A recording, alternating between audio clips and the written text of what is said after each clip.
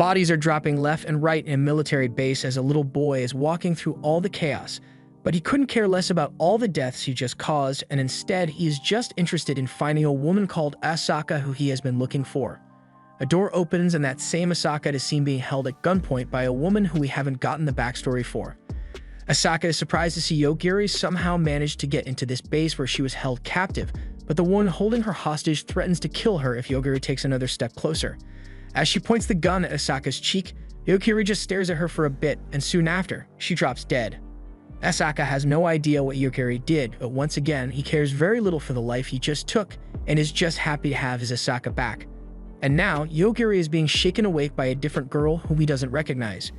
She tells him that her name is Danura, and he asks what she's freaking out over, but she is more surprised that he was able to stay asleep through the huge incident that happened to them. There are bodies on the floor of the bus, and she's got no idea what they are going to do. Outside the bus, they notice a tail moving, so Yogiri throws a microphone at one of the appendages that had stabbed through one of his classmates, and it causes a wyvern that was outside the bus to writhe in pain. It gets up in a position that makes me question the nature of the appendage that was in that boy, and then it charges at the two of them in the bus. So Danura is sure that they are going to die here since there is nothing they can do against a beast as powerful as that thing, but in the heat of the moment, she presses her melons against Yogiri, and that gets him to care just enough to say something and cause the dragon to drop dead before them. Danura is confused and doesn't understand what just happened, so Yogiri pulls out a video game and tells her to calm down so they can talk. But she gets upset that he thinks now is a good time to be playing games. She asks if he doesn't want to leave the bus already, but he sees no reason to be in a rush since there is no guarantee that the outside will be safe for them to venture out into. She understands his point but asks that he put the game down and take the situation seriously for now. Yogiri obliges and asks to be informed of what happened that led them to the situation they find themselves in right now, so Danura explains that they were riding the bus like they would any other field trip day, but as they went through a tunnel, they found themselves in a sunny meadow. At first, it was a pleasant yet confusing surprise, but then someone boarded the bus and introduced themselves as the sage Shion. She seemed nice enough at first glance, but as the teacher asks the reasonable question of what's going on, she boons his head off without hesitation. She tells everyone that she doesn't intend to harm anyone directly, but if they make her angry, they can fuck around and find out. She tries to make a joke, but it is so spectacularly unfunny that she freaking kills the driver for her own lack of a sense of humor. She explains to the rest of the students that she izaka'd them all here to become sages. This world is ruled by sages, but it is occasionally necessary to replenish the number of sages, which is why they were summoned here. She waves her hands and causes a majority of the students to begin glowing as she installs a system in their bodies called Battle Song. It comes with a status window, but Danura didn't get one, so she isn't sure what it looks like. Shion goes on to say that they have been given what this world calls gifts, so they are going to have to use those gifts well to become sages in the near future. Also, they only got 1 month to become sages, otherwise they die. Danura raises her hand and asks what happened because she didn't get one of those gifts, but Shion just says that there are times when people aren't suited to receive the magical gifts. So in other words, tough luck kid, you're screwed. Without a gift, she is doomed to become nothing more than livestock in this world. So with that out of the way, she tells them all that their first quest will be starting soon where a dragon will be attacking them, so they should try their best not to die. Danura's friend is looking over her menu screen and sees information about the dragon that will be attacking soon, though Danura still can't believe an actual dragon is going to attack. One member of their class gets the attention of the others and asks that they all work together so they can clear the mission, and to do that, they are going to need to know what they are working with, so he asks that they all reveal the gifts that they were given. The class comply with his request and write down their abilities to formulate a plan, but Danura, who doesn't have an ability, can't participate. However, she wasn't the only one who didn't get an ability since there were 3 others who had the same thing happen to them. Ayaka Shinozaki and Yuichiro Kiryu. And then there is also Yaguri, who managed to sleep through the entire commotion undisturbed, but then again, it's not like he ever did anything other than sleep in the first place. A while later, the rest of the gifted classmates who were sharing their ability lists begin to leave without saying a word to any of the people in the back who didn't receive one. So Danura tries to wake Yogiri up so they can follow the rest of the class as they exit the bus, but the one who led them the gifted class stops Kiryu. He tells him that he didn't receive a gift, and while those who did have gained some kind of special ability that allows them to do things like rip a chair out of the ground with ease, the rest of the class are just regular people who are still failing P class. Shinozaki asks the gifted class to protect the ones without gifts since they have the power to do so, But the guy thinks it would only become a burden for the class if they had to protect people who were so weak the entire time they were trying to become sages. Thus, they came up with an ingenious plan. They are gonna ditch them all here and use them as bait. Everyone in the class agreed to do this to them, so there is no one to appeal to for help. Another one of their classmates uses her ability to cast charm on the giftless classmates, making them all look far more attractive than they were before. But unfortunately, they're going to match with that dragon, and it's not going to be a pleasant experience for them. The rest of the class leaves them to their fate, and they have no idea what they are going to do. But things only get worse for them as the dragon arrived and began the slaughter. And that leads us to where we are now, though someone was peacefully sleeping in the back of the bus while his classmates were getting slaughtered. Yokari now understands the gravity of his situation. He is in another world, so how is he supposed to charge his video game without any outlets available?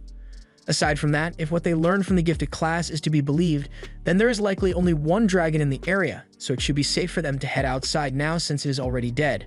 Before they go, Donora asks Yokiri if he did something to the dragon earlier, but he just says he told it to die and it died. She doesn't believe him, but that's what he did, so he just steps out of the bus. There are 3 options for places they can go to after this: a hill, the city, or the forest, but it's probably a good idea not to go into an unknown forest unprepared. Before a decision can be made, Donora notices something flying towards them. Yokiri asks if it is another dragon, but this time is 3 of their classmates, Higashida, Fukuhara, and Hanakawa. She's surprised to see them flying in, so Yokiri asks if he should kill them, just in case. Donora stops him since they should at least hear them out before they murder anyone, but Yokiri points out that leaving the giftless behind to be killed isn't something a good person would do. Donora still doesn't want to have to kill anyone, but even if she doesn't hold a grudge against them, they may still be hostile towards them for no reason. The 3 gifted students are shocked to see that the dragon is dead, and moreover, Donora is still alive. Their plan was to use their powers to turn her body into a zombie and, well, do demonetizable things to her. And they say all of this right in earshot of Donora herself, so she realizes Yokiri may have been right about them not being good people and is suddenly much less opposed to killing them. Higashida launches a fireball which is powerful enough to melt straight through the bus and carve into a mountain behind them, all to show the power difference between them and force Donora into giving up and becoming their plaything. Higashida says that he decided in this world that he would do anything he wants, and the first thing on that list is to screw Donora along with the other 2 guys who say they've been dreaming about this for a long time. Donora is freaked out by the thought of what they would do to her, but Yokiri tells her to calm down while he puts them in a situation where they can have a civil discussion. He then points at Higashida and tells him to die. The others laugh thinking Yokiri is just being cringy, but to their utter shock, he actually does fall to the ground and die. They don't understand what happened, but Yokiri told him to die and he did. Nothing much to explain there. He tells them not to move, but the other one drops to his knees to help his friend, and as a result, Yokiri tells him to die as well. Hanakawa is now the only one left, and Yokiri reiterates that if he moves at all, you'll be killed. Yokiri now begins to explain his ability, but first he instructs Hanakawa to check to make sure those guys are actually dead, so he goes to them and starts trying to heal them. His healing ability allows him to help anyone recover from injuries, no matter how grave they are, but his powers do nothing here because the people he's trying to heal are already dead. Hanakawa starts saying Yokiri went too far with this, but they were the ones who came in here trying to kidnap Donora for loot purposes. Yokiri's ability is instant death to any target, so if he simply thinks about wanting to kill someone, they will immediately die without exception. Hanakawa can't believe what he is hearing since that power is way too broken, but he tries to play it off and get in close for a sneak attack. However, Yokiri stops him before he can do anything stupid and informs him that he also has the ability to determine if there is anything killing intent directed towards him. So when you combine the 2 abilities, literally anyone who has the intent of killing Yokiri may die just because they thought about harming him. Hanakawa breaks down, realizing that there is no way he can win against Yokiri, but Yokiri asks why he got so full of himself after having just received his gift, so Hanakawa explains that this isn't the first time that they have come to this world. A while ago, the magicians of the Kingdom of Iman summoned them to defeat the Demon Lord, but the gist of it is that they went on adventures in this world for about a year, and once they finally defeated the Demon Lord, they were returned to Earth. Velvet can't seem to remember those 3 ever disappearing for an entire year. According to Hanakawa, after they were returned to Earth, they found out that only a few hours has passed since they were initially summoned, so Yokiri takes that to mean that there is a way for them to return to Earth. He raised his hand to finish off Hanakawa to prevent any future issues with him, but he begs to be spared by Yokiri. He tries to get Danura to help him out here, but after what he said when he initially came here, she is the last person who would ever want to do him a favor. As a last resort, Hanako pulls out a rare slave collar item which will make the wearer unable to disobey the commands of the first person they see. He puts the collar on and is now bound to the will of Danura, but she doesn't want to have to deal with him, so she offloads the task of being his master onto Yogiri. Since Hanako can't disobey his orders now, Yogiri decides to leave him alive for a while, but he tells him to go stand in the forest full of magical beasts and wait. He also tells him to leave behind any valuable items that he has, so Hanako is forced to drop his entire inventory worth of loot from his last summoning. Danura asks if he may be being a little too harsh in taking all of his stuff away and making him wait in a deadly forest, but they aren't exactly friends and there is no telling when he might betray them in the end. Danura then asks why he is sticking with her since she could also betray him at some point, but if it happens then it happens, he is fine with it since he is the one who chose to trust her. Danura blushes a little and asks why he is going through such lengths to protect her even though they have basically never spoken to each other before, but he doesn't really know. If you had to think of a reason, then it would probably be because of her melons though. She gets red in the face from embarrassment and yells about him only wanting her for her body as well, but elsewhere, Shion is in bed and very pleased with herself when someone called Yuichi comes in to give her a report on the students she summoned. They'd have cleared the first mission, but there were 4 fatalities in the process. Shion assumes the fatalities were from the students who weren't able to receive gifts, but while 2 of them did die, there were also 2 ranked gift holders that died in the process. That's a big surprise, especially since they died without any warning, but Shion doesn't think it is anything that they really need to be worried about, so she tells Yuichi that he can handle it any way he sees fit. Yogiri and Danura finally make it to the city gates after several hours of walking, but they see the guards closing the gates as they approach. Yogiri expected as much since it is getting late, so they rush over to get their attention before they get locked out for the night. Danura goes up to one of the guards, but they can't understand a single word she is saying. The 2 get brought in and wait under a tent while the guards go get their boss to handle the situation, and after a few moments, Masahito arrives annoyed that he still has to work so late into the night. He understands Japanese, much to the relief of Danura, and he already seems to have an idea of what is going on here. The rest of their classmates came through town earlier that day, so he has already dealt with them. Normally, he would get charged a toll in order to enter the city, but he receives clear threats. I mean instructions from Shion not to get in the way of the sage candidates, so he won't be charging them today. Yogiri asks about the other sage candidates he mentioned coming through and recalls that they had mentioned something about going to the capital, so he asks which direction that would be, but while Masahito is not allowed to get in their way, there is no incentive for him to help them, so Yogiri gets up to leave. However, as they are passing, he gets a good look at Danura's assets and says he wouldn't mind it if Danura stayed in his mansion for the night. But only Danura. She doesn't seem interested and grabs Yogiri's hand to run away with a look of disgust on her face. She may not have liked the guy, but the reason she dragged Yogiri away so quickly was because she was afraid he would kill the guy for what he said. Yogiri doesn't know why she would think he is the kind of person to do something like that, but then again, he did kill his classmates back there for just moving, so it doesn't seem out of character for him. She moves on to another topic and talks about how amazing this town looks. It even has people that look like beast folk her. And speaking of beast folk, she gets approached by a cat girl called Mariyu, who can tell that this is their first time in town. She asks if they might be in trouble or in need of any kind of help from her because if they are, she is there to assist with anything. She seems a little too friendly for someone they just met, so Yogiri asks what she stands to gain by helping them out here. She doesn't even try to hide it and says she just wants to get along with all the sage candidate boys because they are all down bad and dying of thirst. And as a cat girl, if the sage boys become successful in future, she can roll a nat 10 on seduction and live the easy life from then on. Danura doesn't agree with the thought process, but she can at least respect Mariyu's honesty on the matter. Mariyu goes on to say that Danura doesn't need to worry because she won't attempt seduction on anyone who already has a girlfriend. She is well aware of what yandere girls are willing to do to keep their man, so she isn't going to risk it. Her seductive intentions aside, they don't see anything else shady about Mariyu, and Danura wanted to take a look around town anyway before it gets too dark, so they decide to accept the cat girl's help. What's the worst that could happen? It's not like this is a trap or anything. Bulk, it was a trap. The 2 end up surrounded by a bunch of thieves after they spend the entire evening shopping in town. So Yogiri tries to de-escalate the situation by asking if they will accept money to leave him alone. The thieves agree that money would be nice, but what they are really after is talentless sage candidates like Yogiri and Danura. Whenever Shion goes and summons a bunch of sage candidates, the ones with good gifts often end up going wild with their power. and the thieves have gotten sick of all the Dragon Ball fights happening in their backyards and bringing down the property value. However, they are weak as shit compared to the gift bearers, so it's not like they can complain about it either.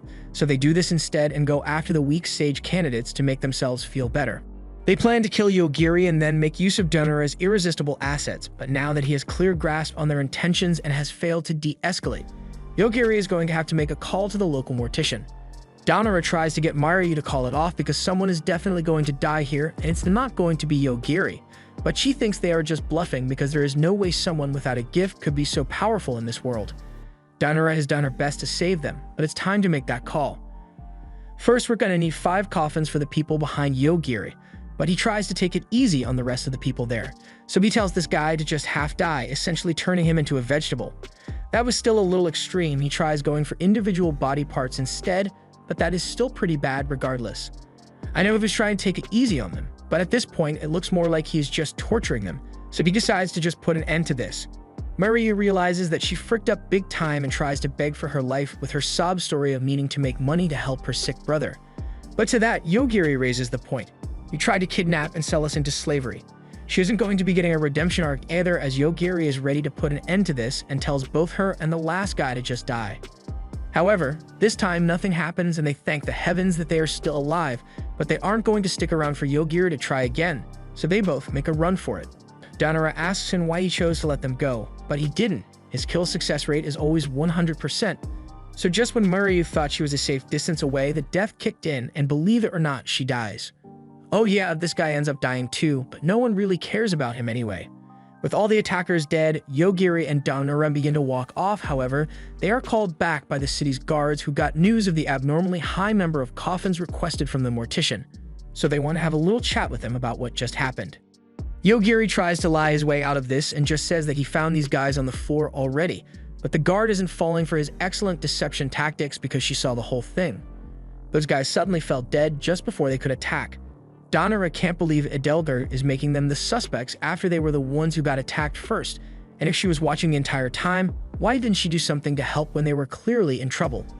Edelgard makes the claim that she was just trying to find out who those guys are selling all their victims to, so they were going to let them kidnap Yogiri and Danura and just follow them until they found the guy they were looking for. She also tells them that the guards have received the sage's protection, so the gifts they have as sage candidates won't work on them, so they should just come quietly if they don't want any trouble. However, one of her men uses his appraisal ability on both and finds that neither of them actually possess any sage abilities, so they can't explain how Yogiri could have possibly managed to do this, and thus they have no grounds to make an arrest. Edelgard admits defeat and tells them they are free to go, and Edelgard's subordinate apologizes for his commander's rudeness. Yogiri tells him it's fine, but as an apology, it would be nice if he could hook them up with a place to stay for the night. The man doesn't disappoint as Yogiri and Danura now have a really fancy inn to stay at. While Danura is still taking on the beauty of the place, Yogiri asks if she would like to share the same room with him while they are here. She finds that to be a bit embarrassing, so Yogiri offers to just have their rooms be next to each other. Danura gets to her room and marvels at the luxury it provides as she jumps on the huge bed. She starts thinking about Yogiri's initial request to share a room with her and wonders what kind of lewd things he must have been thinking about to ask for such a thing. Then again, this is literally the first time she's been away from Yogiri since they got to this world, and without him there to protect her, she would either be dead or enslaved thrice over. She wonders if Yogiri really likes her after all, but I think he already made it clear that he was specifically after those soft chest cushions of hers. While she squeezes her face into a pillow out of embarrassment, she hears a sound coming from the room and looks up to find a ghost floating over her bed. She's freaked out at first, but then she realizes that the ghost happens to look a lot like her sister. But her sister is still alive and must have done something really bad because this is actually their family guardian spirit, and she makes it clear that she wants to have nothing to do with Danura's sister ever again. She is here to help Danura in her time of need since she is facing a very troubling series of events, but she wanted to help her, and why didn't she do it when the dragon attacked, or maybe when she was almost sold into slavery twice in the same day? The guardian spirit, Moko, is an honest woman and tells her that she is scared to death by Yogiri, and that really tells you it's bad because she's already dead. With the kind of power Yogiri has, if she were to appear recklessly in front of him and make a bad impression, she could be erased from existence in an instant. So she wants Danura to tell Yogiri about her before she shows herself to him so he won't think of her as a threat. Danura says she'll tell him tomorrow, but then asks what kind of help Moko was going to give her. Moko explains that since she is a spirit, she can protect Danura from most things aside from physical attacks. In fact, she was the one who prevented the battle song Sage Gift from being installed into her body back on the bus. Danura gets angry because Moko basically put her at a permanent disadvantage in this world, but Moko doesn't see the problem since she thought Danura would have been opposed to a random person putting something suspicious inside her body. The Sage Gift certainly has its advantages, but once you allow it to be installed, then Shein basically has control over you for the rest of your life, so it's not the best trade-off. Besides, it is Moko's goal to ensure that Danura returns to the Earth to become the successor of their family martial arts technique. But while Danura certainly would like to go home, she's pretty much stuck just relying on Yogiri because she is so weak. But that's where Moko is going to work her magic, as she will teach Danura all the centuries of fighting techniques she knows of. The next morning, Danura meets Yogiri downstairs after not getting any sleep the whole night because of Moko's midnight training arc. She asks Yogiri if they are going to meet up with the rest of their classmates after this, and that is something he wanted to talk to her about. They both meet with a woman called Celestina, and she has been helping Yogiri by looking up the locations of all his classmates and how to get to them from here, as well as getting language translation and status concealment items for them. She even made him a charger for his game console, and I've got to say, Celestina is really earning that paycheck. She has also prepared 2 tickets for the both of them to reach the capital by train with a noon departure time. Yogiri thanks her for all her hard work, and if you were wondering how they've been paying for all the stuff they've gotten, they still have tons of gold they robbed from the 3 returner students. Yogiri asks Celestina if she can take their leftover gold and do something like put it in investments for them, and she totally does it with no issues. The two move on to continue their journey to join up with the rest of their classmates and are heading toward the Primal Forest because Celestina thinks they will head there to train, but midway through the ride, Yogiri senses something and pushes Danura down to avoid a slash that destroys the entire train car. One of those Dragon Ball Sage fights is happening nearby and the collateral damage is really high. Elsewhere, one of this world's sages receives a report from Adelbert about the situation that occurred earlier, but they still don't know what happened since the guy who is still alive hasn't been able to give them an answer. This was the guy whose eyes Yogiri told to died, but they do not know about his ability, so they are confused and trying to figure out the cause. Even after ripping out one of the guy's eyes and using healing magic to grow a new one back in place, he still can't see. The sage then tries to use her vampire nature to turn him into one and give him regenerative powers, but that doesn't work either. Their experiments are cut short soon after as someone bursts through the wall with a sword in hand, but we'll get to that later as we head back to Yogiri and Danura, who are still on the destroyed train. Yogiri can tell that they were not the intended targets for that attack, but it is still pretty dangerous for them to be here. It looks like a sage is attacking a robot that the people of this world call aggressors, and the battle is reshaping the landscape. Danura asks Yogiri if he can just kill them because they are in the way, but while Yogiri may be a killing machine, he still has rules that even he has to follow as well.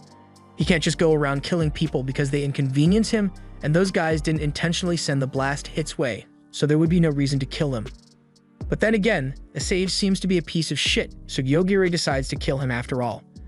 Back with the vampire sage, the person that attacked has just blown away the entire castle, but with her innate healing ability, she was able to just tank the explosion. She did something terrible to this guy's lover, but once again, nobody cares about him. Plus, she's immortal, so she doesn't even bother killing him and just chucks him off the roof. She then instructs Adelbert to find Yogiri since she wants to figure out how he managed to kill all those thieves. Meanwhile, after Yogiri killed the sage, the robot does the smart thing and tries to negotiate things peacefully rather than fight. But it doesn't have anything that Yogiri wants, so instead, Danura gets something. Later that day, the vampire sage holds a meeting with Shein over the dead sage they just found near the train tracks, and she suspects that Yogiri might be behind this. Shein doesn't really care but leads her to do as she sees fit, so the vampire sage calls on one of her subordinates and tells him to get the zombie army ready. Back to Yogiri and Danura. After a ton of walking, they can finally see the city of Hanabusa, which looks a lot like a Japanese city. While Danura is still all peppy and full of energy, Yogiri is absolutely winded after the long journey. Danura suggests that Yogiri start exercising more often, but the audacity of this bitch to say something like that after Yogiri just gave himself scoliosis from all the carrying he has been doing for the team. He's got a KD ratio that basically caused the extinction of the forest monsters and some bandits for good measure. After realizing she's been of no help at all this entire trip, she apologizes but asks that he tells her when they are in danger so she won't be acting so carefree and naive. Before they go, Danura asks if his being tired after using his ability means he has a limit to how many times it can be used, but nope, he has no cooldown on it and the devs never patched it out, so he's free to spam instant death as much as he wants.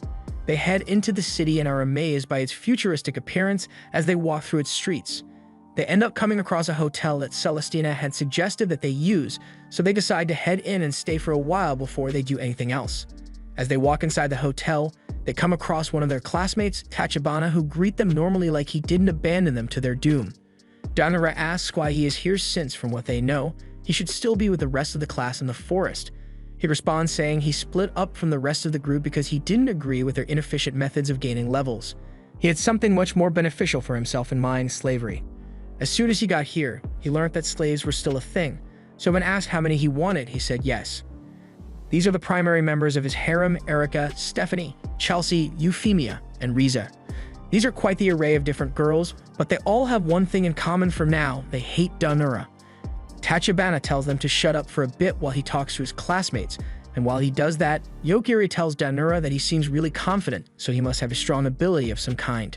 They still don't know what his ability is, but he has been like that since he was in high school. He had the ladies flocking to him, so he was always a bit of a narcissist, and he would switch girlfriends more often than Amazon goes through employees. Tachibana speaks up and says that since they'd met here by chance, then would Danura like to become his slave, lover. She's petrified by the absurdity of his statement, but he assures her that it is fine since if she is worried about what will happen to Yogiri, while he usually doesn't swing that way, he'll make an exception for Yogiri as well. Neither of them can believe the shit they are hearing, so they ask what makes him so confident to make a request like that, and Tachibana reveals that he has the class of Dominator, meaning he is able to absolutely dominate any weaker beings. That is a pretty powerful ability, but if Tachibana is here, how does he intend to get stronger if all the others are busy training while he's lounging around here? But that isn't much of a problem for him since his ability is also broken. He explains that after the class had safely made it to the town and were celebrating, he was approached by one of his classmates, Utori, who told him about the true nature of his ability.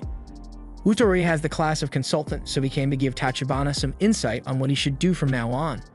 Right now in the class, everyone is avoiding him because of his class of Dominator, and Utori doesn't want to fight to break out among them, so he informs Tachibana that the true power behind his ability is a pyramid scheme. He can go buy a bunch of cheap slaves and make them go out and fight for him. Then if the slaves win, he gets experience and can make the defeated people become his slaves as well, so his network of slavery will only keep on growing as time passes and his XP gain will be exponential. That's certainly useful information, but the menu screen didn't have any information like that, so he questions how Utori was able to figure this out. Utori revealed that his ability allows him to see the hidden details of anyone's ability, but that still doesn't answer the question of why is he giving a free consultation like this. As a consultant, his chances of successfully becoming a sage are tied to the success of his classmates, so he wants everyone to do the best they can do so they don't end up as livestock on the chopping block. That basically means that at this very moment, Tachibana's number of slaves is rising and he is gaining levels without needing to do anything at all. So he re-extends the offer and asks Danura to become his slave, but she still likes having her freedom. Tachibana agrees to leave and says he will give her time to think about the proposal. At least he isn't being pushy about it, so he isn't much of a threat to them for now, but Yogiri points out that it might actually be safer for Danura if she were to go with him since she would be close to the top in the pyramid scheme, but that's still not an option. 3 days pass and Yogiri has been asleep this entire time and Danura can't do anything by herself because she needs him to be there to carry the team. It has been peaceful this far, but not anymore as the zombie army has begun to invade the city. But once again, Yogiri isn't awake, so Danura just closes the curtains and chooses to ignore it. While she is laying on the bed, Mokomoko informs her that there is someone currently targeting her, but she isn't able to see them, so since she isn't built to handle threats at all, Danura grabs the phone to call Yogiri for help. Yogiri wakes up to the call for help, so he leaves his room to go save her life again. As he enters the hallway, he is able to scan and can sense some killing intent coming from someone, so he traces it back and kills the assailant, who happens to be Erica.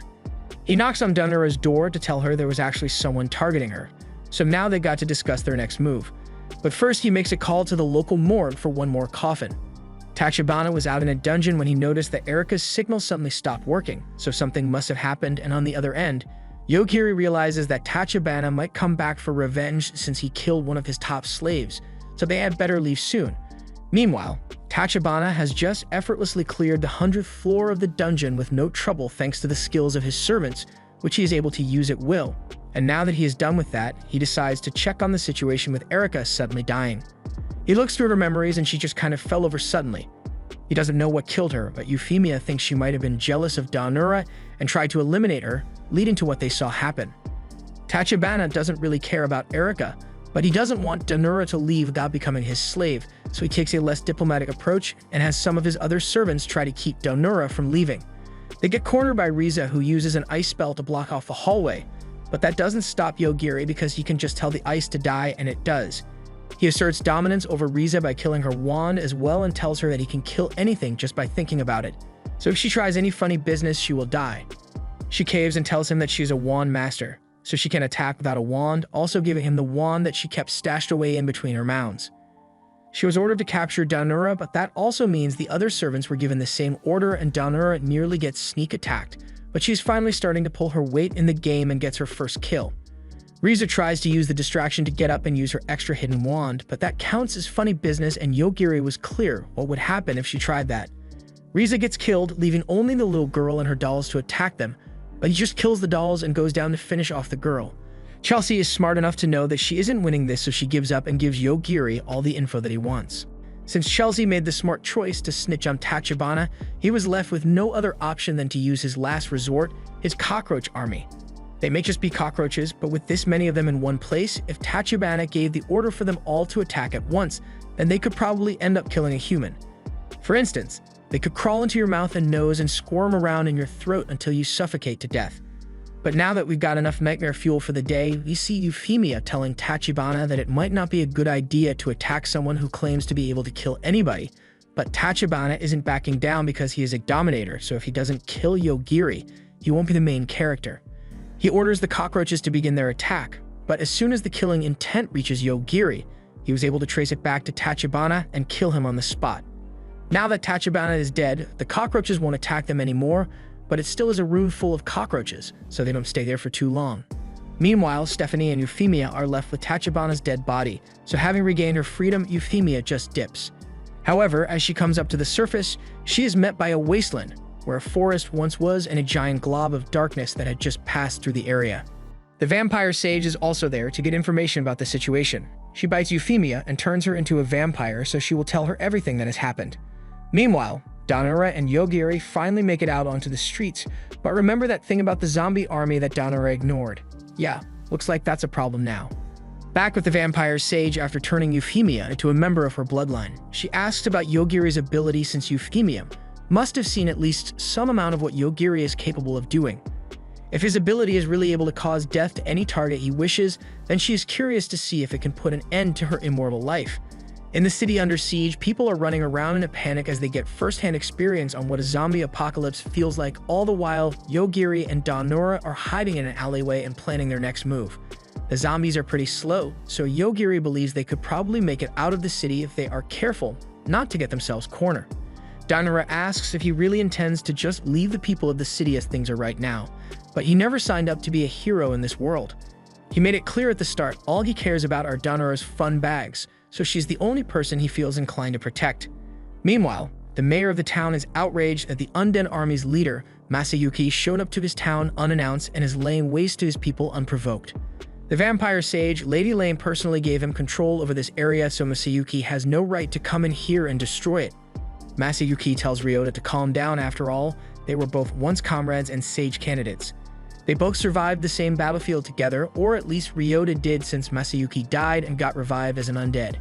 Getting back to the point, Ryota tells Masayuki to take his undead army and get out of his city immediately, but Masayuki has all the permission he needs from Lady Lane herself, so there's nothing anyone can do to stop him since he has literally been given a license to kill as many people as necessary to find Yogiri.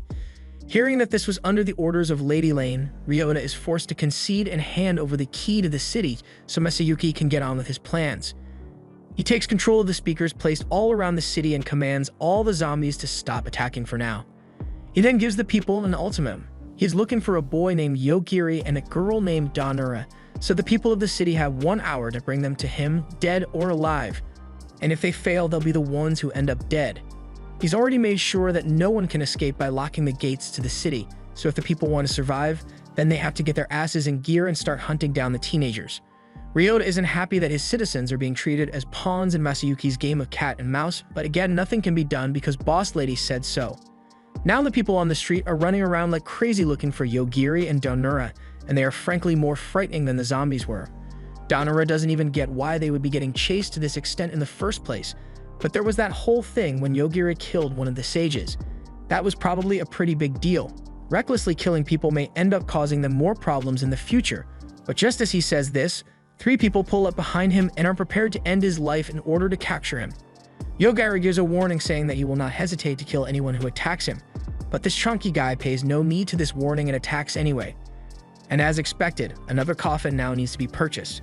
The other 2 guys get cold feet after seeing their friend get killed so easily and run away, and Yogiri is left wondering why Masayuki would think the citizens would be of any use in capturing him, as it has already been established that he can kill anybody without much difficulty. Then again, Masayuki might have been hoping that Yogiri would have some kind of moral code against killing civilians or something, but Yogiri has no such weaknesses. Still, he doesn't particularly like the idea of having civilians thrown at him like meat puppets, so he decides that it might be a good idea to go negotiate with Masayuki personally. The 2 head to the town square to meet with Masayuki, and the place simply reeks of death and decay. They get to Masayuki and he is pretty disappointed that he didn't get the chance to kill more citizens before Yogiri turned himself in. Masayuki asks if he intends to sacrifice himself for the sake of the citizens of the city, but he has come to do no such thing. Masayuki doesn't think Yogiri has much of a choice in the matter, though, since he is the one holding the power here, but Yogiri has come to bargain. He wants to use the train to get out of the city, so he would like Masayuki to get rid of the barrier around the city. Masayuki becomes vain, throbbingly enraged, and tells Yogiri that he is in no position to be asking for favors right now. Yogiri concedes and agrees to sweeten the deal by letting him live even though he is a bastard. However, Masayuki can't recognize how lucky he is to receive such a great deal and orders his undead army to kill Yogiri. He believes his army should be immune to whatever kind of death magic Yogiri possesses since they are already dead. But Yogiri just tells them all to die, and even though I don't know how it's possible, they all die again, and this time for good. The smile on Masayuki's face fades as he starts to wish he had taken Yogiri's initial offer. His immortal army has been defeated in an instant, and not wanting to be next in line, Ryota throws his hands up and sells Masayuki out. Masayuki isn't even mad that Ryota is ditching him, but what he wants to know is how something that is already dead could possibly be killed. It's all simple, really. You say they are dead, but they were still moving, so Yogiri considers them to still be alive. And if that doesn't make sense to you, it doesn't matter, because this is Yogiri's show, and he gets to decide what dead means. Masayuki can't stand for such absurdity and begins to transform so he can fight Yogiri at full power. However, Yogiri doesn't play by the rules and just kills him before he can finish transforming. There's still the problem of needing to take down the barrier around the city, but that shouldn't be a problem as Ryota seems more than happy to do whatever Yogiri asks of him. He pleads with Yogiri to spare his life, but Yogiri never intended to kill him anyway, as he only ever kills in self-defense. Ryota explains that Masayuki was ordered by the vampire sage Lane to kill Yogiri. The city and the surrounding area are controlled by Lane, so as her subordinate, he was put in charge of looking after the city. That's a bit confusing to them since they got called here by Sign to become sages, and now they are being hunted down by another sage. Just then, Mokomoko appears and informs the 2 that some spiritual manipulation was targeted at this area, and all of a sudden, all the citizens of the city now have killing intent directed towards Yogiri and Danura. If it is a spiritual attack that is making the citizens act up like this, then maybe the barrier could block it out, but as Ryota tries to use the key to change the barrier settings, he finds that he has been locked out of the controls, which could only possibly mean that Lane has taken it over and is the one behind this. From a great distance away, Lane is carrying out her plan, but Euphemia tells her that what she's doing is really risky. Lane already knows that Yogiri was able to kill Tachibana over a long distance by tracing his control of the cockroaches, and with power like that, he is already far above the power of any sage. That is exactly why Euphemia believes they should just let him do his thing and step aside. The mind-controlled people begin attacking Yogiri one by one, and he is forced to continuously kill them as they attack. He has had something like this happen to him before, where one guy tried a bunch of things just to see how Yogiri would react to them, but in the end he can always just kill them all if it comes down to it. Ryota is having a really hard time seeing all of his precious citizens dropping like flies right in front of his eyes. Meanwhile, Lane is still doing her thing outside the city, and as that darkness monster from before is approaching, it works out in her favor because now she can cause Yogiri's death without any direct killing intent against him. She decides now is a good time to put her backup plan into action and duplicates her body several times in the sky. In the city, the darkness has arrived within the city borders, and it is turning everything that it comes in contact with into sand, and it's heading straight for them. At the same time, Lane explains that she created her clones with all information about Yogiri being removed from their brains, so with no knowledge of who Yogiri is, there should be no way for them to hold any hostility towards him, and thus he shouldn't be able to kill them. She decides to use the darkness as a cue to begin her attack, so she orders the clones to carpet bomb the city once the darkness dies, as she expects Yogiri to be able to kill it. In the city, the people watch in horror as the darkness tears through the architecture and leaves nothing but dust in its wake. They believe there's nothing anyone can do to stop it, but Yogiri could definitely do something if he wanted to. He has a bad feeling about this, but at the same time he can't leave that thing to just kill everyone, so he decides to kill it. After the darkness is killed, Lane's carpet bombing strategy takes effect and more destruction rains down upon the city. Yogiri can see the attack, but he can't sense any hostility, almost as though something is just attacking the city indiscriminately. This must be the work of whoever was testing him with the civilians, but while Yogiri was having this intense tactical analysis, he was buried face deep in Donnora's voluptuous buns. This reminds him what he is fighting for, so he gets up to solve the problem, but that's easier said than done since he doesn't know where the attacks are coming from. Donnora looks up and she sees something she could never have expected. The bombs that are hitting the city are literally all the clones of Lane YOLOing themselves into the ground. They realize that this is Lane's countermeasure against Yogiri's instant death, and he can't really do much about it since she isn't targeting him. And the copies are blowing themselves up so fast that he can even see them. In that case, if all he needs is to be targeted, then Ryota thinks he can help. His ability class is a mayor, so he is able to see everything in the town at once and uses the information he has access to find out the next place that will get drone striked. He then teleports them all there, and as the clone is about to hit them, Yogiri makes it die before prompting Mokomoko to use her guardian spirit jazz to make a shield around them. The shield was some protective plating that can be worn under clothing, but thanks to Mokomoko's guardian spirit thing, she is able to turn it into anything from a shield to a suit of armor. Finally, now Donnora isn't dead weight anymore. All Lane's clones have been defeated, and Euphemia is telling her that she fucked up when she decided to go after Yogiri, but she still doesn't see the problem since she can just create more clones to attack again.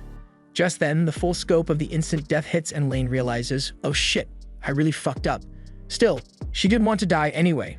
Elsewhere, a little girl wakes up from a nap in a coffin and receives a pre-recorded message from Lane telling her that she is a copy of her that was made to be its own separate person.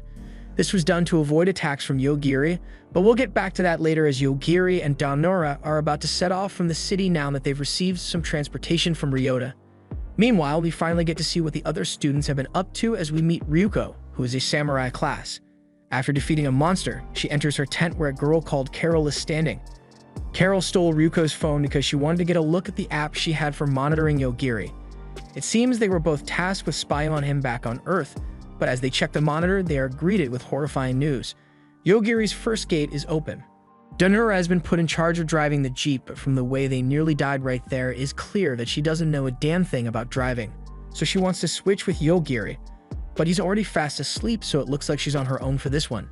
Since she wasn't paying attention, Donnora is about to crash into a boulder on the road, while Yogiri is having a wonderful dream involving this woman. We get a little backstory of who this woman is, and she is seen signing a contract for a job interview. She finds it a little concerning that there's a death waiver involved, but she's in too deep to back out now, and those bills aren't going to pay themselves, so she goes along with it. She asks if this is some kind of evil organization, but her employer assures her that everything that goes on here is mostly legal, but he does sound very convincing. He tells her that this facility researches curses, so her job will be to take care of a monster. She is led down a creepy red hallway and asks where they are heading, so the employer informs her that she is tasked with looking after a being whom they have dubbed Alpha Omega.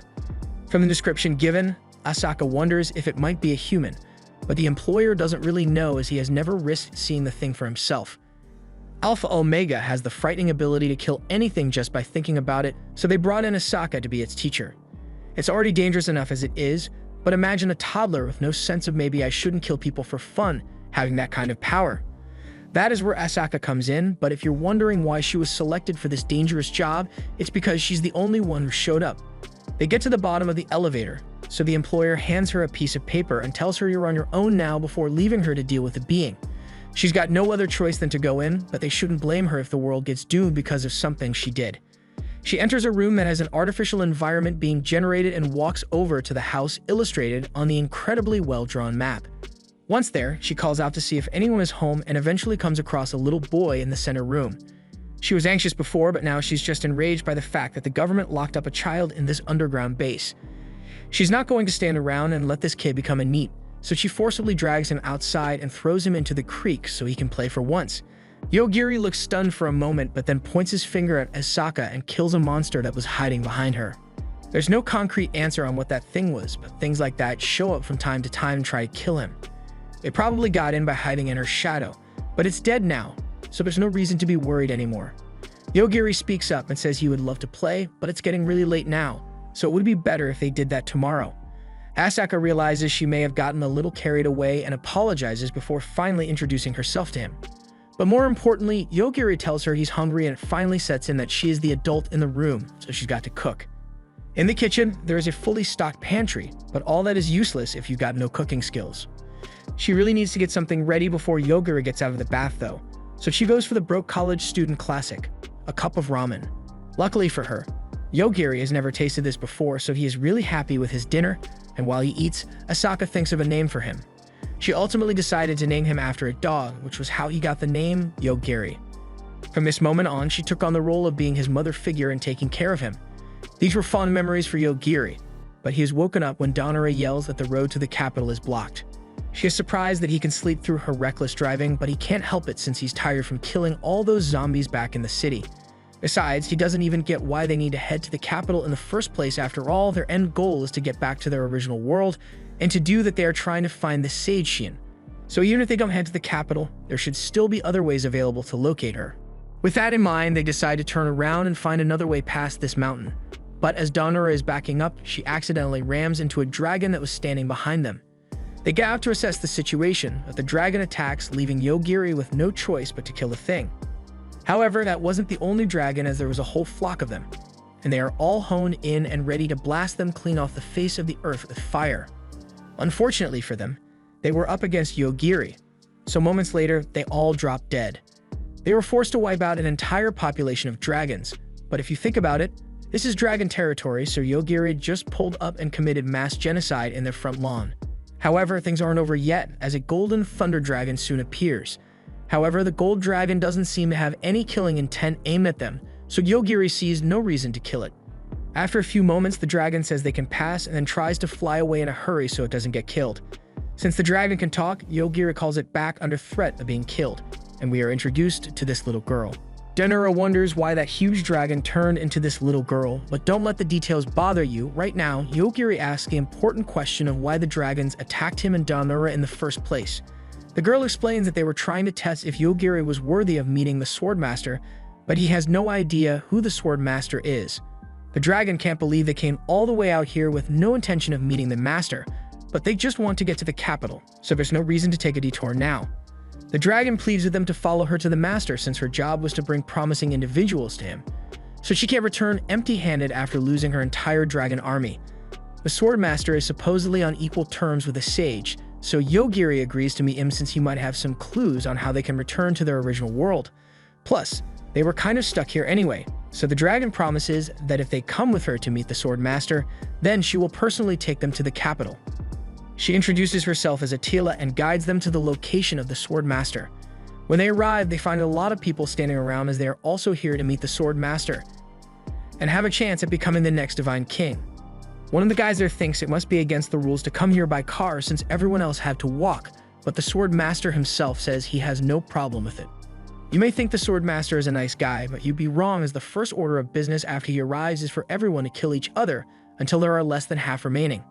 Yogiri didn't even want to come here in the first place, so he asks if he can just go since he isn't going to participate. Thus, the Swordmaster makes up a rule that no one is allowed to escape. The bloodshed begins as the participants begin killing each other, and as some people begin to target him, Yogiri sees no choice other than to kill them. But this time, he doesn't need to, as someone steps in to protect him and Donora from danger. This guy seems to actually be pretty decent, but he is glazing the Swordmaster way too much. He says there is no way the Swordmaster would ever actually want them to kill one another, so it must have just been a test to see if they would act dishonorably just because he said so. However, the man definitely just wanted to see some of them die. Yogiri notices some magicians casting an ominous spell in the background, so he kills them, and the good knight continues the glazing, saying the Swordmaster must have killed them for not acting honorably. They also noticed this guy who was cosplaying as Gojo, the bisected one, but he's still alive and kicking. So he asks Donora to put that rainbow-colored stone in his hand. She's freaked out but does as he says, and as he holds the gem, he returns to his unbisected body. The Sword Master has had enough killing for one day, so he tells everyone to stop and follow him because he is continuing the test elsewhere. Attila pleads with Yogiri to keep going along with the trial because if he wins and becomes the next Divine King, then she will get a promotion and become his attendant. It's not like they have gotten any information yet, so they see no harm in continuing with the trial for the meantime. But this is getting more annoying than Yogiri would have hoped. They follow the Sword Master, and along the way, the knight who helped them introduces himself as Rick. The bisected one is called Lionel, and now that introductions are out of the way, Yogiri asks what the big deal is about becoming the Divine King. Rick explains that the Divine King was a person who sealed away the Dark God long ago. But even though the Dark God is sealed, it is still a threat as there are many people working to revive him. Meanwhile, in the back, Donora asks Lionel what that stone was that healed him. He explains that these are apologems that can heal serious injuries and also be used for gacha games. He has always had terrible luck since he was born, so he would always end up in terrible situations, and more recently, he ended up getting sacrificed by a weird cult. He thought he was dead for sure, but then a goddess appeared and went, "Damn sorry dude," giving him apology gems to make up for his terrible life. Aside from injuries, he can also trade the gems for random items, but with his bad luck, he ends up just getting a brush. He used up most of his crystals on that one, but he gets new ones every midnight depending on how bad his luck for the day was. The rest of the group disappears into a barrier, and as they follow, they find themselves before a huge tower. Attila seems to have been left behind due to the barrier, so it seems like only those that are participating in the trial can enter. They enter the tower and head up to the top where the Sword Master shows them the seal created by the last Divine King holding hundreds of monsters and the Dark God. Donora can see a girl in the middle stabbing herself along with the Dark God. One other participant, Frederica, tries to launch an attack at the Dark God to kill it once and for all. But the barrier slows down time, so it may take hundreds of years for the attack to finally reach, and one piece might have ended by then. The goal for the night selection exam is for them to accumulate 100 points before they get to the ground, and they can't cheat by jumping off the side of the tower either. Donora wonders if Yogiri's power would work on the Dark God even with the time delayed, but he looks like he feels guilty about something. He usually has a rule about not killing things unless he has a reason to do so, but Yogiri was feeling a little off from all the miasma that was in the area, so he wanted to see if he could find the source and get rid of it, meaning he already killed the Dark Lord in the time bubble. Now that they basically made this whole test pointless by killing the Dark Lord, Yogiri wants to get out of here before anyone figures out what he has done, but before they leave, Lionel hears his name called out by the entitled bitch that dragged him into this competition in the first place. She is demanding that he hand over some of his apologems so she can replenish her mana before the test begins, and he complies but tells her that the apologems do not work for anyone other than him. She leaves Lionel behind, and after picking up his gem, the team can finally get moving. Thankfully, since they were delayed, the people who went ahead have kindly and involuntarily showcased all the traps that were set in the tower, so now their job should be much easier since they just have to avoid triggering the remaining traps in the tower. It shouldn't be too hard, but then again, they've got Lionel and their team, and immediately after Rick had warned everyone to be careful, he steps on a magic circle and gets his chest impaled. Thankfully, he still has some crystals left, so he is able to recover from the severe damage he just took, and since this keeps happening so often, Donora suggests that he just keeps one crystal in his hand at all times. Now confident that he should be safe, he goes running into an unexplored room by himself. And for the sound of the blood-curdling scream coming from him, I don't think he is having a good time in there. Rick runs in after him and finds a woman called Teresa standing in the middle of the blood-covered room. Rick can't believe she would do something like this, since she is meant to be one of the Knights of the Divine King, but this is well within what she would usually do, especially since this is how you're supposed to gain points in this tower. In fact, she ended up killing so many people just for the hell of it that she got her title as a knight stripped from her.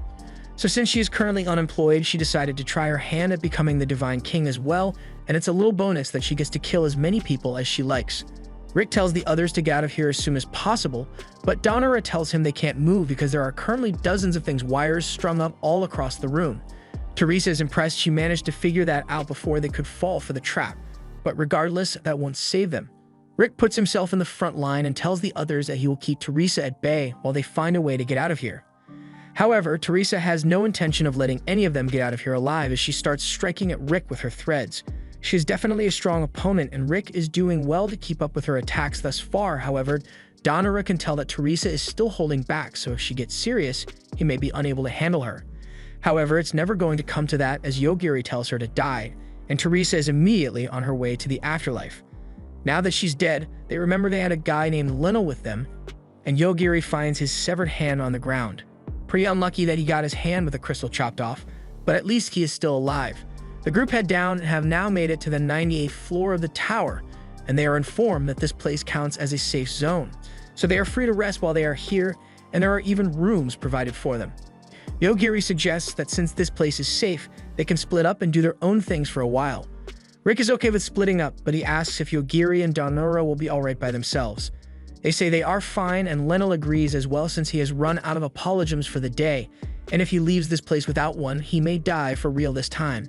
Since everyone is in agreement, Rick says he will be going on ahead, and Lionel gets a room so he can barricade himself for survival. Yogiri asks Daonora if she would like to rest for a while, but unfortunately, there is currently only one room available in this safe zone. And you know what that means. Daonora gets nervous and reminds Yogiri that Mokomoko is still here and she will be able to see if anything happens, but Mokomoko says she's okay with the prospect of a grandchild. Yogiri wastes no time in taking off his clothes, but I don't know what you were thinking because he just wanted to change and go to sleep. Meanwhile, Mid-Mag has finally come, so after nearly dying 15 times today, Lionel receives his next batch of apologems and gets a great deal on them as well. He received 100 apologems and a guaranteed ultra-rare gacha. He is excited and goes for the gacha pull immediately, but instead of a weapon or armor of some sort, he gives a woman. This is the goddess that brought him to this world, but she's not here to join him in his adventures or anything. She just wanted to pop in and see if he is still alive. She also tells him that she updated his save point, so now, no matter how many times he dies, he will always respawn here. She then disconnects from the body and vanishes. Meanwhile, in the tower control center, the homunculus girl informs the master that there is a problem. From her calculations, the number of souls that the tower has collected doesn't match the number of people that have died, but he doesn't see it as that big of an issue since they still have more than enough souls available to run the barrier. Another point of concern is that they will also need to replenish their stock of half-demons who are powering the barrier. Elsewhere, we see a blue-haired girl running through a field with explosions happening around her. She points out that it is rude to attack someone on sight when you don't even know what they want yet, but the guy is already well aware that she is here to recruit him. The girl was indeed asked to recruit him and was given orders to kill anyone who refused to join, so she makes sure she has the right person by scanning him with her eye. The guy is called Seitu, and he used his gift to build this colony and live a peaceful life here. And he doesn't want that messed up by Aoi, so he uses his power to attack her with a bunch of tentacles. Unfortunately for him, Aoi has hacks built in. Since none of his abilities are working, Seitu takes out his sword, which has a high luck stat on it, so her ability can't affect it. But that just means she has to avoid getting hit by Seitu's sword, and she does so quite effortlessly before holding him at knife point and slitting his throat. She then gets a message from her talking knife informing Ho that she has got another job to complete and needs to head to the city of Hanabusa in order to take out Yogiri. She's annoyed that she doesn't even get to catch her breath, but starts heading out to complete the mission. But before she goes, a face I never thought I'd see again shows up. Hanakawa somehow managed to survive in the forest for a while, and he was eventually saved by Seitu, who took him in and let him live in his barony. However, now that Aoi has killed him, there's no one left to protect this place, so he desperately wants to go with her. Back to Yogiri and Daonora. Daonora was still sleeping when Mokomoko started calling for her to wake up. She opens her eyes and finds Yogiri's face first in them titties, although it's not like he did it intentionally since he is still asleep. Besides, that wasn't the reason Mokomoko woke her up, it was because she is stuck in the wall. She was watching them sleep earlier when Yogiri started hugging Daonora in his sleep, and thinking some spicy action was about to take place, she went into the wall so she wouldn't be interrupting anything. But then she got curious to see if they had gotten busy yet, so she tried to take a peek, and then this happened. It seems like the tower has a mechanism to capture spirits, so she is slowly getting sucked into the wall. Yogiri finally wakes up and she asks if he can do anything to save her, but Daonora has already given up and thanks Mokomoko for all the time they spent together. Since the wall is sucking her in, Yogiri walks up to it and locates the mechanism doing the sucking. Then he makes it die, which works for some reason. Mokomoko is glad she managed to survive, even though she's been dead for centuries by now, but she still wonders what the reason behind the tower sucking up souls could be. Yogiri isn't sure, but with all that has happened, he tells Daonora that she's going to have to make sure she is ready because he's going to kill anybody that even remotely seems like a threat from this point onward. She already knew they would need to kill people that try to kill them, and she's thankful to Yogiri for always protecting her. And she got Yogiri blushing really hard from what she just said to him.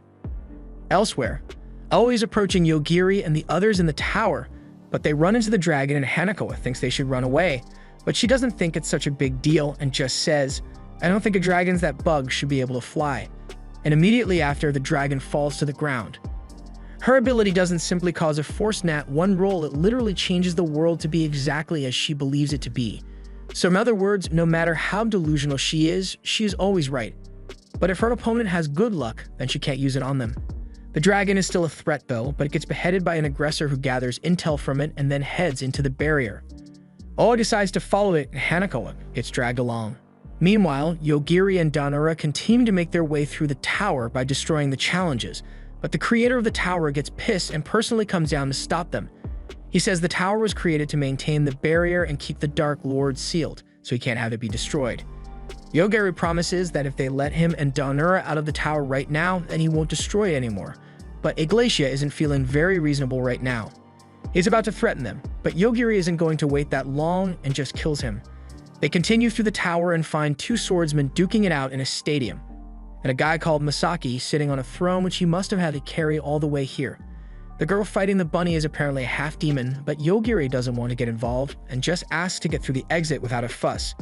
However, Masaki is too full of himself and refuses to let Yogiri go without a fight, while the demon girl doesn't really care what he does.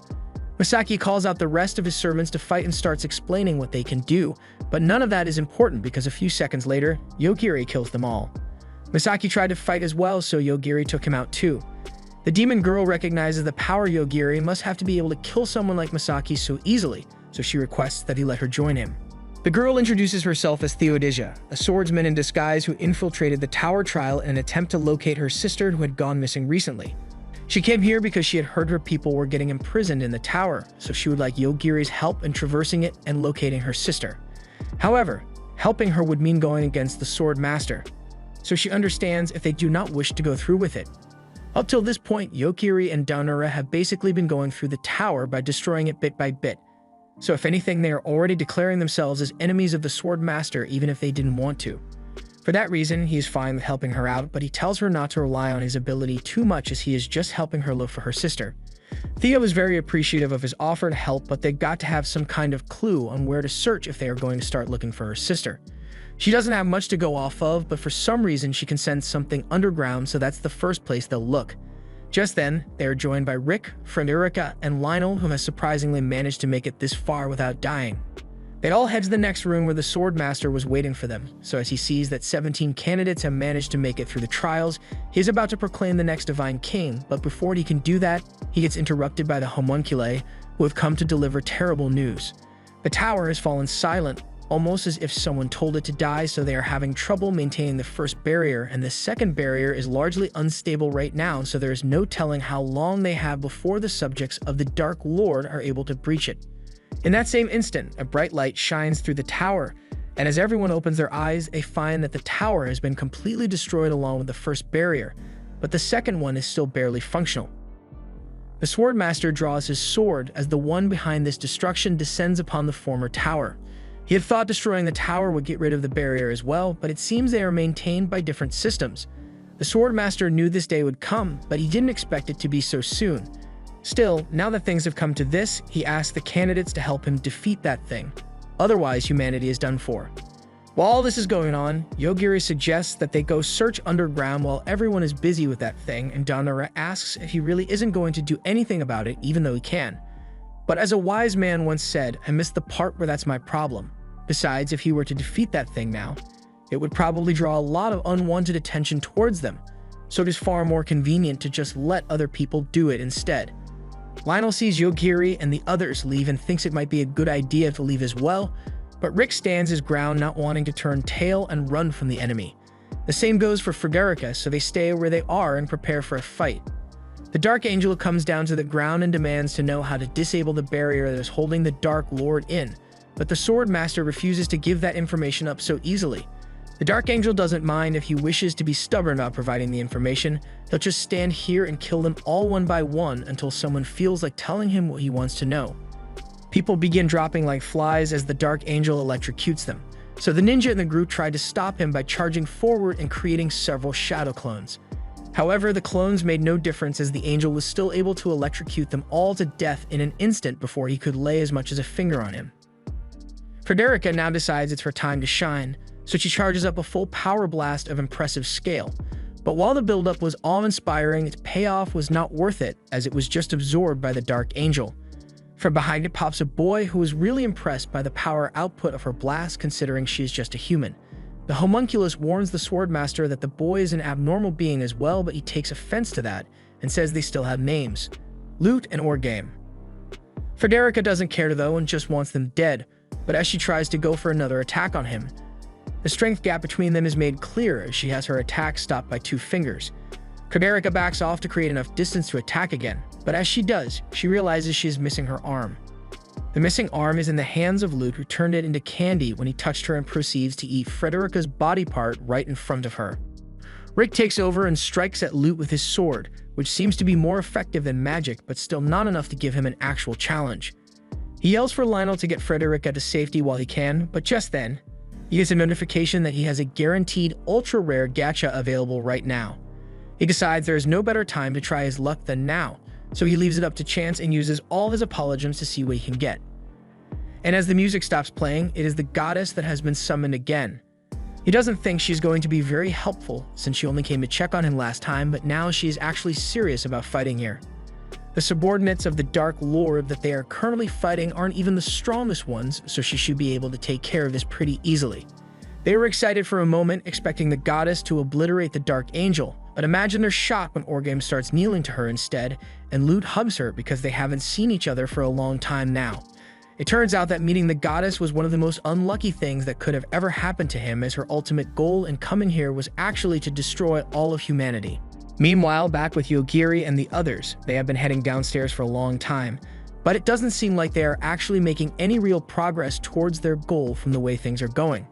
It is almost as if they are stuck in an infinite loop that is meant to protect something up ahead. As they continue to walk, Theo suddenly feels a small amount of the magic belonging to her people, so Daonara asks Yogiri if he can do something like destroying the mechanism that is keeping them stuck in this loop, but he doesn't think he should mess with it because it might be really important. But moments later, an unexplained slash cuts straight through it, undoing the infinity loop. Yogiri doesn't know what just happened, but since he didn't have to destroy the barrier himself, he's okay with it. However, whatever created that slash is still out on the loose. They head into the basement to see if they find Theo's people, but if you've learned anything by now, the basement always houses the most horrific things. Case in point, the pile of living sludge that were once known as Theo's people.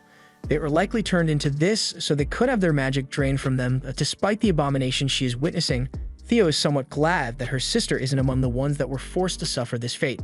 She puts them out of their misery with her sword, and now they know what happened to the demons that were kept here. Daonara asks what they are going to do now. Yogiri says they should head back to the surface for now, and they'll decide where to go from there depending on what is going on at the moment. He asks Theo what she wants to do, and now that she has seen what she just saw, she has made a vow to kill the Swordmaster with her own hands. Back on the surface, the Swordmaster appoints Rick to be his successor if anything were to happen to him, so even though he doesn't intend on dying here today, if he were to die, Rick should be able to hold his own using the power stored inside the tower. Lionel feels terrible for bringing the goddess here when her goal is to wipe out all of humanity, but even if he dies, he will just end up back at the last save point, so he takes a gamble and asks the goddess why she is doing all this. She had a pretty decent relationship with him, so she explains that a long time ago, her boyfriend disappeared without saying anything to her. This is the Dark Lord we're talking about, and after he went missing, she sent a bunch of messengers all over the world to locate him and found out that he was sealed away here. But no matter who she sent out, she was never able to beat the Sword Master. So she started thinking that if she sent someone as unlucky as Lionel here, his bad luck might rub off on them and make the Sword Master lose for once. Lionel knew he had bad luck, but he never thought it was bad enough that a god would use him as her trump card to destroy humanity. To top it all off, she uses a magic mirror to check the status of the people who could pose the biggest threat to her. But for some reason, it looks like they all died of unknown causes. Things are going great for the goddess, so she takes out the barrier's core and is about to crush it to finally revive her beloved. Yogiri and the others make it back to the surface just as the goddess is about to break the barrier core, and as she does, it crumbles to pieces, allowing time to flow once more. However, instead of the lovely reunion she was hoping for, the Dark Lord plummets to the ground because Yogiri killed him a while ago and everyone is left in utter shock. While everyone is confused, Theo takes the opportunity to run up behind the Swordmaster and slice his head off to get her revenge for what he did to her people. At the same time, that Blade Invader from before stabs the goddess to gather information while she is in a state of shock. After it leaves, she falls to the ground, but while the stabbing wasn't enough to make her lose her life, she has definitely lost her mind after losing her darling. The rest of the Dark Lord's subordinates prepare to take revenge on the humans for the death of their lord, and since things are going to get bad if he does nothing, Yogiri tells Theo and Danura to hold on to him for a second. He then uses his ability to kill all the subordinates of the Dark Lord as well, and if you're wondering why Theo and Danura needed to hold on to him, they didn't. He just wanted to experience it. After all the subordinates are dead, Danura asks if they should do something about the goddess that is firing off blasts indiscriminately. She has just gone insane and holds no hostility towards Yogiri, so he sees no reason to kill her. At the same time, Aoi is dragging Hanakawa towards the former tower as the blasts erupt from the goddess. He just wants to go home, but she assures him that there is no need to worry since they won't die from this. Main characters always have plot armor protecting them from getting hit by random shots. She approaches the guys who are taking the front of the goddess's attack and asks if they've seen Yogiri around here. Rick knows Yogiri, but this isn't the best time to be looking for a friend as they are a little busy right now.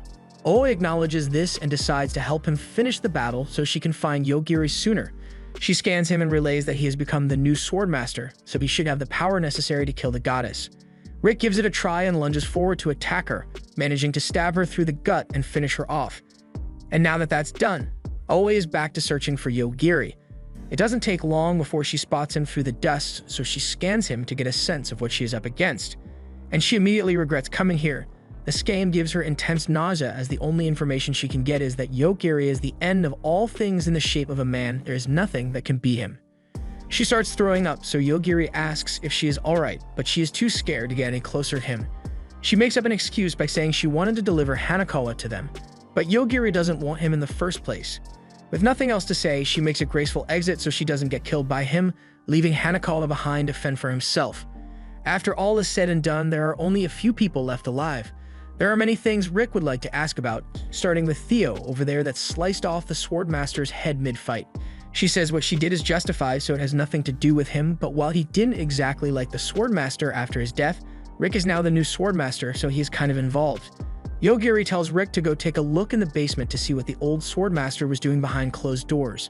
And if he still wants to go after Theo, then Yogiri will side with her. Rick doesn't get what he thinks he can do because up till now, he has yet to see Yogiri do any fighting, but the Divine King tells him off for being ignorant and informs our misinformed friend that Yogiri was the one who killed the Dark Lord and all his subordinates. The power he possesses is immeasurable, so Rick understands that if he says she was justified, then he can't argue. He asks what they all plan to go from here, and Theo states she will keep looking for her sister, Euphemia. Yogiri and Danura remember hearing that name back in Hanabusa, so she decides to head there first. Meanwhile, Yogiri and Danura will be heading to the royal capital, so Rick provides them with 2 pendants that should get them in with no issues. With that, they head off on their next journey, leaving Hanakawa behind again, and elsewhere, Cyan gets news that Aoi has gone off the grid after encountering Yogiri. She is starting to get curious to learn what Yogiri really is, so she decides to summon someone who knew him from Earth. She summons a random scientist and asks him about Yogiri, but when the guy learns that she brought Yogiri to this world, he thanks her for saving all of humanity on Earth. Unfortunately, since Yogiri has been using his ability here, it sets off a code red on the scientist's device, which in turn blows off his head and leaves Soon more confused than ever about the origins of Yogiri.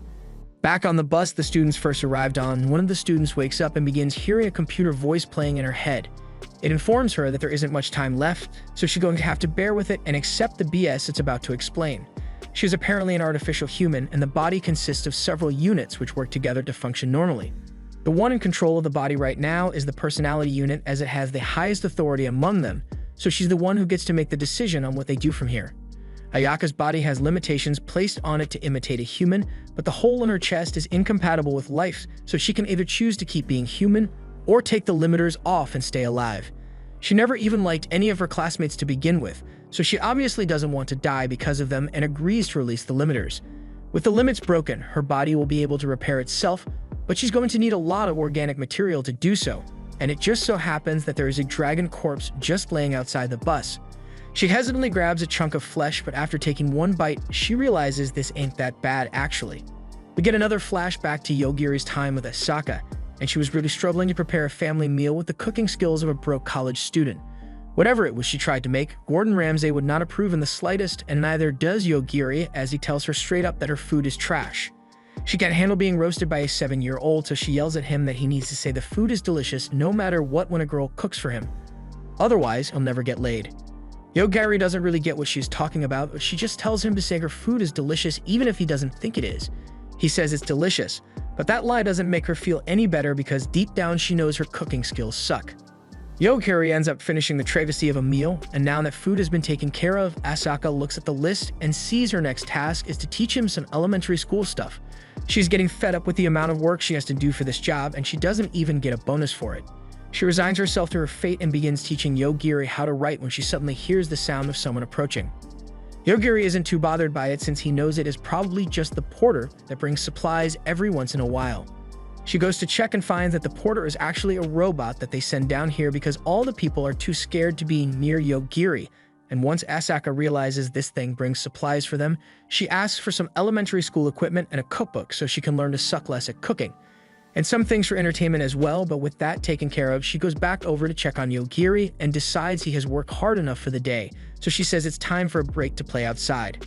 They get outside and Asaka still can't wrap her head around how this place has such a wonderful view, but is actually located underground. Yogiri is having fun playing in the artificial nature here, but Asaka can't help but worry that she won't make it out alive of this place for some reason. The month ends and Asaka is set to give her report on what has been going on with Yogiri. The scientist applauds her for successfully surviving a whole month on the job, as this is an all-time record. She complains that she has finished teaching him elementary school work, but anything higher is beyond her level of expertise, but the scientist assures her that it will be fine since they can just use a remote education system for that. Asaka was hoping to get an actual person to teach Yogiri, but while that would have been ideal, it's not exactly easy to fill the position when you have to sign a death waiver to take the job. The scientist asks if she isn't happy with her current working conditions, and she's obviously dissatisfied after she was locked in there for a month, but the scientist knows just the thing to persuade her and drops a fat stack of cash on the table. And once Asaka opens it, all the dissatisfaction immediately leaves her body. There is still the issue of not being able to use the money while she's stuck down here, but she's free to take a break from work whenever she wishes. It was in the contract, but they thought she would die early or resign before she would ever need to take a break, so they forgot to mention it to her. Asaka is a little worried about who will take care of Yogiri while she's gone, but he should be fine with just the robots as long as she is only gone for a few days. She is just now realizing that there were robots who could have been cooking for them this entire time, so there was no reason for her to learn how to cook. But at least after the past month, her cooking isn't as bad as it initially was. Asaka decides to take the break right now and slams the paperwork on the table, and we later see her napping on a bed, but when she wakes up, she isn't familiar with this location at all. She tries to remember what she was doing before she blacked out, which was some shopping, some more shopping, and even more shopping before ending off the night by getting the best room available in a hotel. That was an amazing night, but that doesn't explain how she ended up here. She thinks she may have been abducted, and a voice tells her that she is correct about that assumption. She was indeed kidnapped, but there's no need to worry because they are nice kidnappers and have no intention of harming or harvesting her organs. That obviously doesn't sound very reassuring, but the voice goes on to state that they are an organization that seeks to save the world by sealing away the danger, so they would just like her to answer some questions for them. Meanwhile, back in Yogiri's confinement base, he has noticed Asaka has been gone for a while, so he asks one of the robots what happened to her. The robot informs him that she is currently on a leave of absence, but he wonders when she will be back. He was getting a little lonely, so he decided to go outside and look for her himself. But first, he asked another one of the robots if it knows where she went, but it doesn't have access to that information. So Yogiri then asks who would have information about Asaka, and is informed that the researchers would likely know.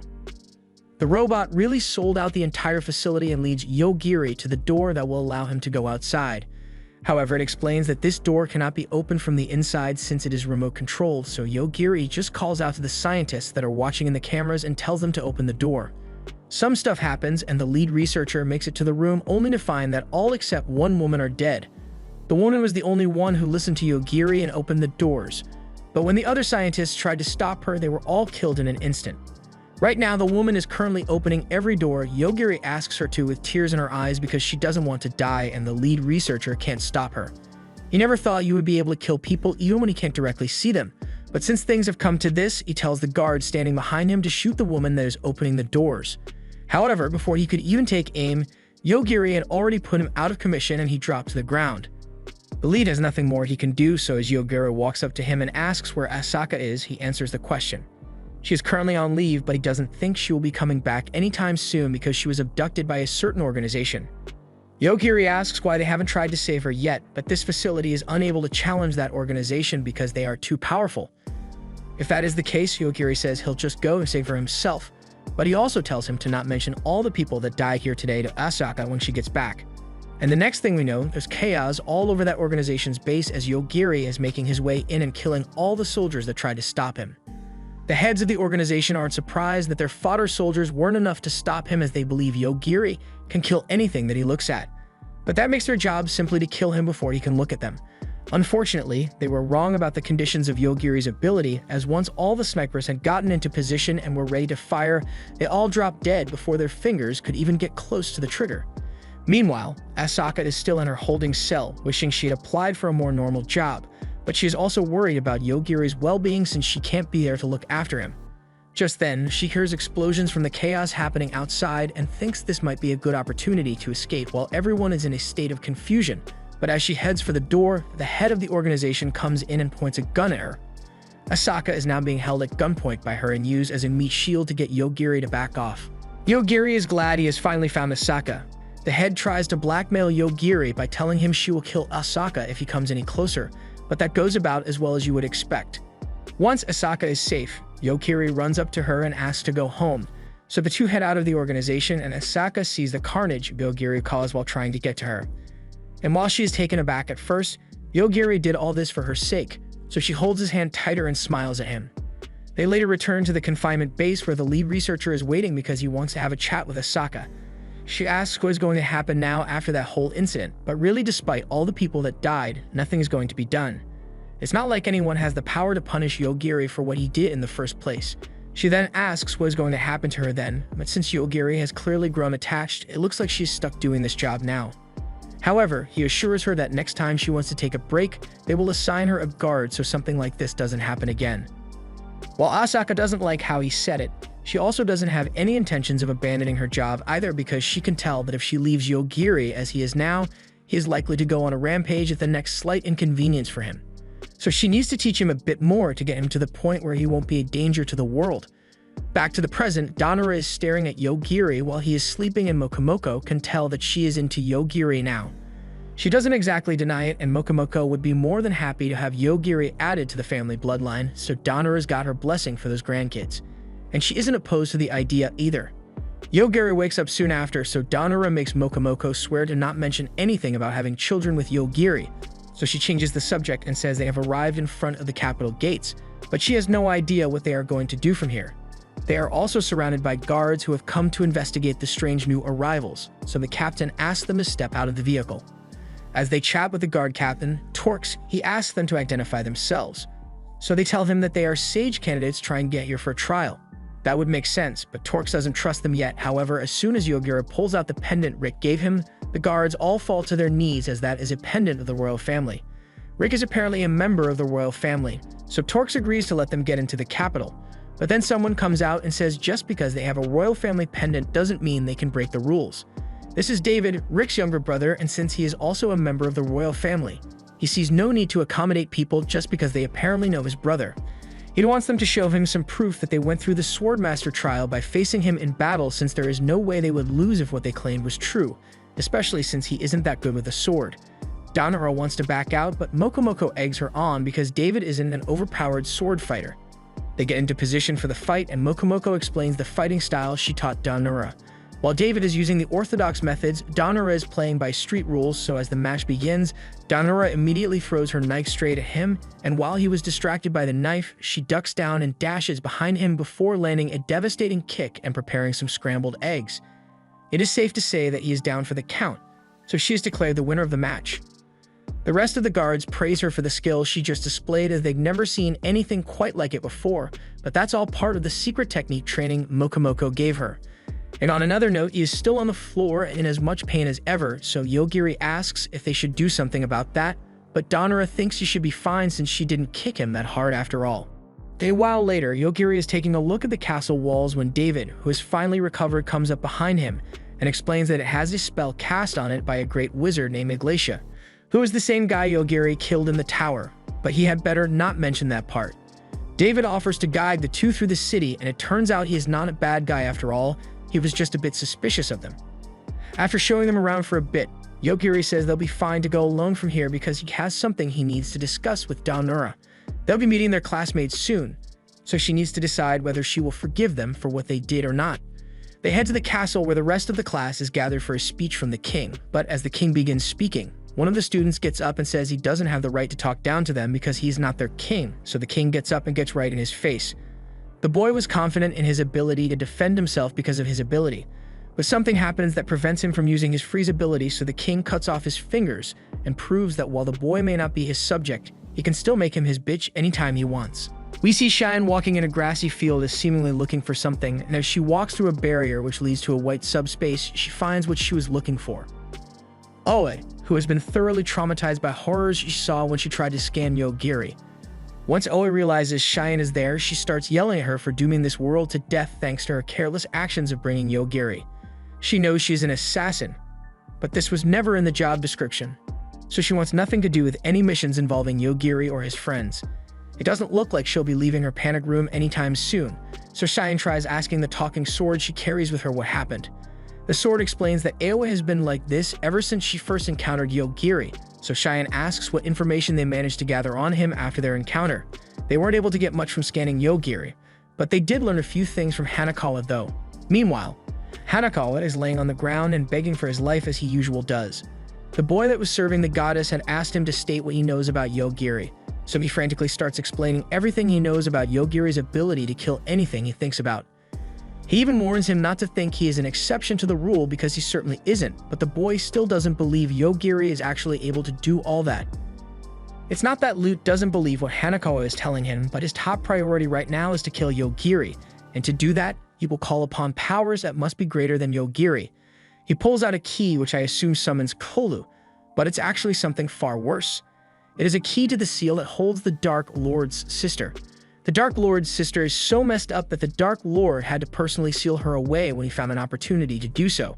And if she was scary enough to make the Dark Lord fear her, she should have enough power to beat Yogiri. That's all well and good, but having dealt with Yogiri before, and now hearing about this banshee of a little sister, he wants to excuse himself as a member of the main cast and live a peaceful life as an NPC. Unfortunately, as he was backing away with great speed, Let pops up behind him and grabs his hair because he still needs Hanakawa around. He doesn't have a lot of information on Yogiri, so he is going to bring him along. Hanakawa really doesn't want to go, especially since people would think he is gay if he travels alone with another boy. He gets dragged by the hair as he complains that he would have liked it more being dragged around by a girl. Meanwhile, back at the meeting with the king, the kid who got his fingers chopped off is receiving some limited medical attention from his classmates, while the king casually informs them that they are required to traverse the underground labyrinth beneath the capital and defeat the Dark God in order to attain their titles as sages. The king honestly thinks they are just going to die in there because they lack the skills necessary to pull it off, but it's not his job to care, so he isn't going to complain about it. Also, to explain why the boy's ability didn't work when he tried to use it earlier is because the royal family in this world have the ability to weaken the powers of sages, so while they are within a certain range of him, their powers won't work. But he doesn't have to worry about his fingers, since once the king has stepped far enough away from here, then they should be able to reattach all his fingers.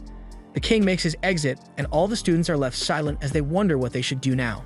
All the while, Yogiri and Daonura are standing in the back and watching this unfold. Daonura finally speaks up and gets the attention of her classmates, who are all stunned and confused by the fact that she is still alive, while also completely ignoring Yogiri's existence. Elsewhere in the kingdom, the others from the Tower Trial have just gotten off the train with the Divine King and have brought her to what should be her church. As she walks in, she is greeted by a man named Holurus, who informs her that he is the current archbishop of this church. The Divine King's first thought after being revived 1,000 years later was to return home, but she never would have thought this place would change so much in the time she was gone. Holurus offers to show her the way to her room, where he sits down to have a chat with her. He says he is overjoyed that she is back, but they had thought she was stuck keeping the Dark God at bay over by the tower. That much is true, but thankfully, the Dark God was slain, so she is now free. In that case, Holurus asks what happened to the seal key, but the Divine King had never heard of any seal, so she doesn't know what to say.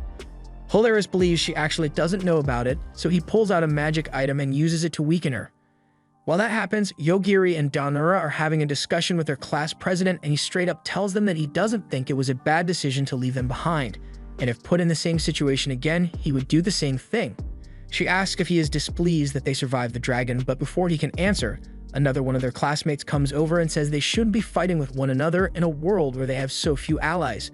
The girl seems to be well known, but Yogiri never paid attention in class, so he has no idea who she is. Danura informs him that she is called Akino, and back on Earth, she was a famous idol in the entertainment business, so it's no surprise that she is so really popular among her classmates.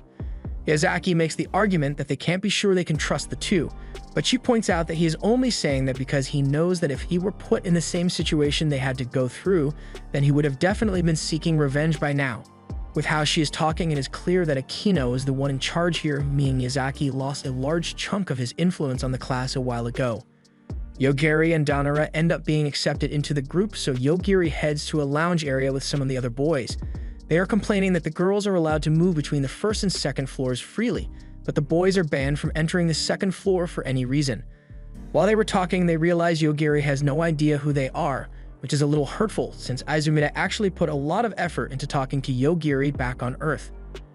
He tells Yogiri that they are the losers of the class, and he presumed Yogiri is one as well since his gift says he is just an insect hunter, meaning he can only kill bugs with his ability. The others here have abilities ranging from reader to master cook, but not the useful kind of cooking. There is a knock at the door, and another guy called Fukai shows up wanting to speak to Yogiri. Meanwhile, upstairs, Danura learns why the guys are banned from coming up to the second floor, and it is mainly because of the people with the ability of hentai plot. There are 3 guys in the class who got the ability of Master, Meister, and Maniac in their respective preferred tags. One can stop time, while another is able to look through clothes with X-ray vision. And the last guy just straight up has tentacles, so the girls naturally avoid them at all costs. Just then, there is a knock at the door here as well, and the 2 girls who know of Yogiri's true nature have come to have a discussion with Danura regarding him. Downstairs, Yogiri is talking with Fukai and asks what he wants, so Fukai responds by referring to him as a god, and telling him that in this world he has also become a death god, so he can now do the same thing he has admired Yogiri for. At this point, Yogiri can tell Fukai was tasked with keeping an eye on him back on Earth, and he knows he probably has reasons preventing him from sharing too much information like a neck bomb. But he asks what he is here for. Fukai explains that while he was tasked with keeping an eye on Yogiri, he was never allowed to look at him directly. He then proceeds to poke out his own eye and place it on the table. That eye was one that can detect the supernatural, so if he looked at Yogiri directly, he probably would have ended up as traumatized as Awa. After he leaves, Yogiri picks up the eye he left on the table and asks the other guys if they want to keep it, which they really don't. Following that, Danura comes in accompanied by the other 2 girls and asks to talk to Yogiri. They head outside, and Ryuko immediately bows down and apologizes for what she has done. She urges Carol to do the same because now that Yogiri unsealed the first gate, he is able to kill anyone no matter where they are. So if they get on his bad side, then he can get rid of them whenever he wants. Carol finds it funny to see Ryuko freaking out like that when she is usually so calm, and Yogiri realizes that these 2 have been watching him as well. Carol is from the organization, Ryuko is from the Institute, and Fukai is from a cult that worships him. He knew people were surveilling him, but he never would have thought there would be 3 separate people. Carol changes the subject and asks about Yogiri and Danura's relationship and if any non-family friendly things happen between them. Danura denies this very quickly, but Yogiri ignores the question and just asks what is going to happen now. Elsewhere, Euphemia is sitting on a rock and missing her sister, Theo, when a vampire approaches her and proclaims that she will become the heir to the bloodline by killing her, and though she doesn't really want to, Euphemia is forced to kill her on the spot.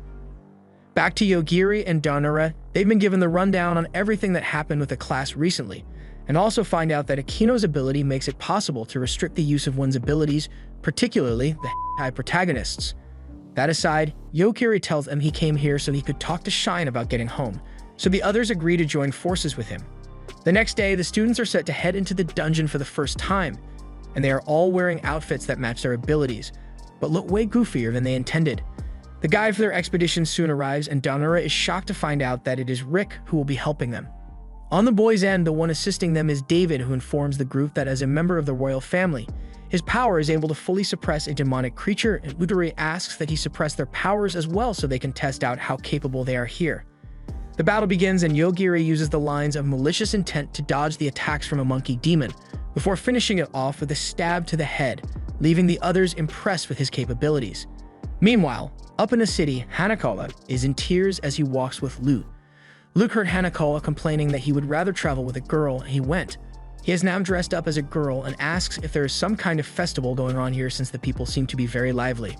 Hanakawa begins to mock Lute for not knowing anything about city life, despite him not knowing what festival is happening either. In any case, the sister of the Dark God should be sealed away somewhere in the capital, so they are going to have to search around until they find her. Euphemia is currently walking through the woods after she got herself promoted to the Origin Blood status by accident, when she nearly gets trampled by a horse. She tells the horse to stop and it listens to her, halting its charge while a little girl comes running up after it. The girl apologizes for losing control of her horse, but Euphemia takes one look at her and immediately bows to her because this is the separate clone Lane had made before she died. The girl doesn't have a name yet, so she makes one up on the spot and decides she will be called Risley from now on. Back in the capital, Lute and Hanako head to a local tavern so they can gather some information on where the Dark God's sister may be located. There, Lute asks a waitress what the festival is about, so she explains that it is to celebrate the fact that the Sage candidates have all come to the capital and are on the 5th floor of the labyrinth despite only recently starting their conquest. After learning this, Hanako looks over and notices that some of his classmates are seated across from them, so it would be really bad if they spotted him. To solve the issue, Lure uses a disguise spell to prevent them from being recognized. However, in a turn of events, Ayaka walks into the tavern and immediately starts beating one of them. Nothing the others do is able to stop her, and once she's completely caved in the guy's skull, she declares that she will kill one of her classmates every day as part of her revenge. After she has left, Shine shows up and begins questioning Hanako about Yogiri. He tells her everything he knows, and once he is of no use to her anymore, Shine prepares to use her death ray to kill him. However, it doesn't work and instead covers him in cream. Hanako manages to live another day, and later Yogiri and the others are planning on how best to find Shine. And since she will show up if they fail to become sages, Yogiri thinks that's the safest bet to meet her. Meanwhile, Shine and her confidant are deliberating what to do about Yogiri, so she enlists the help of Utori to get rid of him in exchange for extending the deadline for the others to become sages. Ayaka is currently atop a tower looking for her next victim among her classmates, but she is unable to find anyone. Since she is a robot, her system begins analyzing the DNA that was gotten from the dragon meat she ate, but while it was busy doing that, a rock gets thrown in her head with a great deal of force and accuracy. She is durable enough to not immediately die from it, but it still hurts like hell, so she asks the system to find where the attacks are originating from.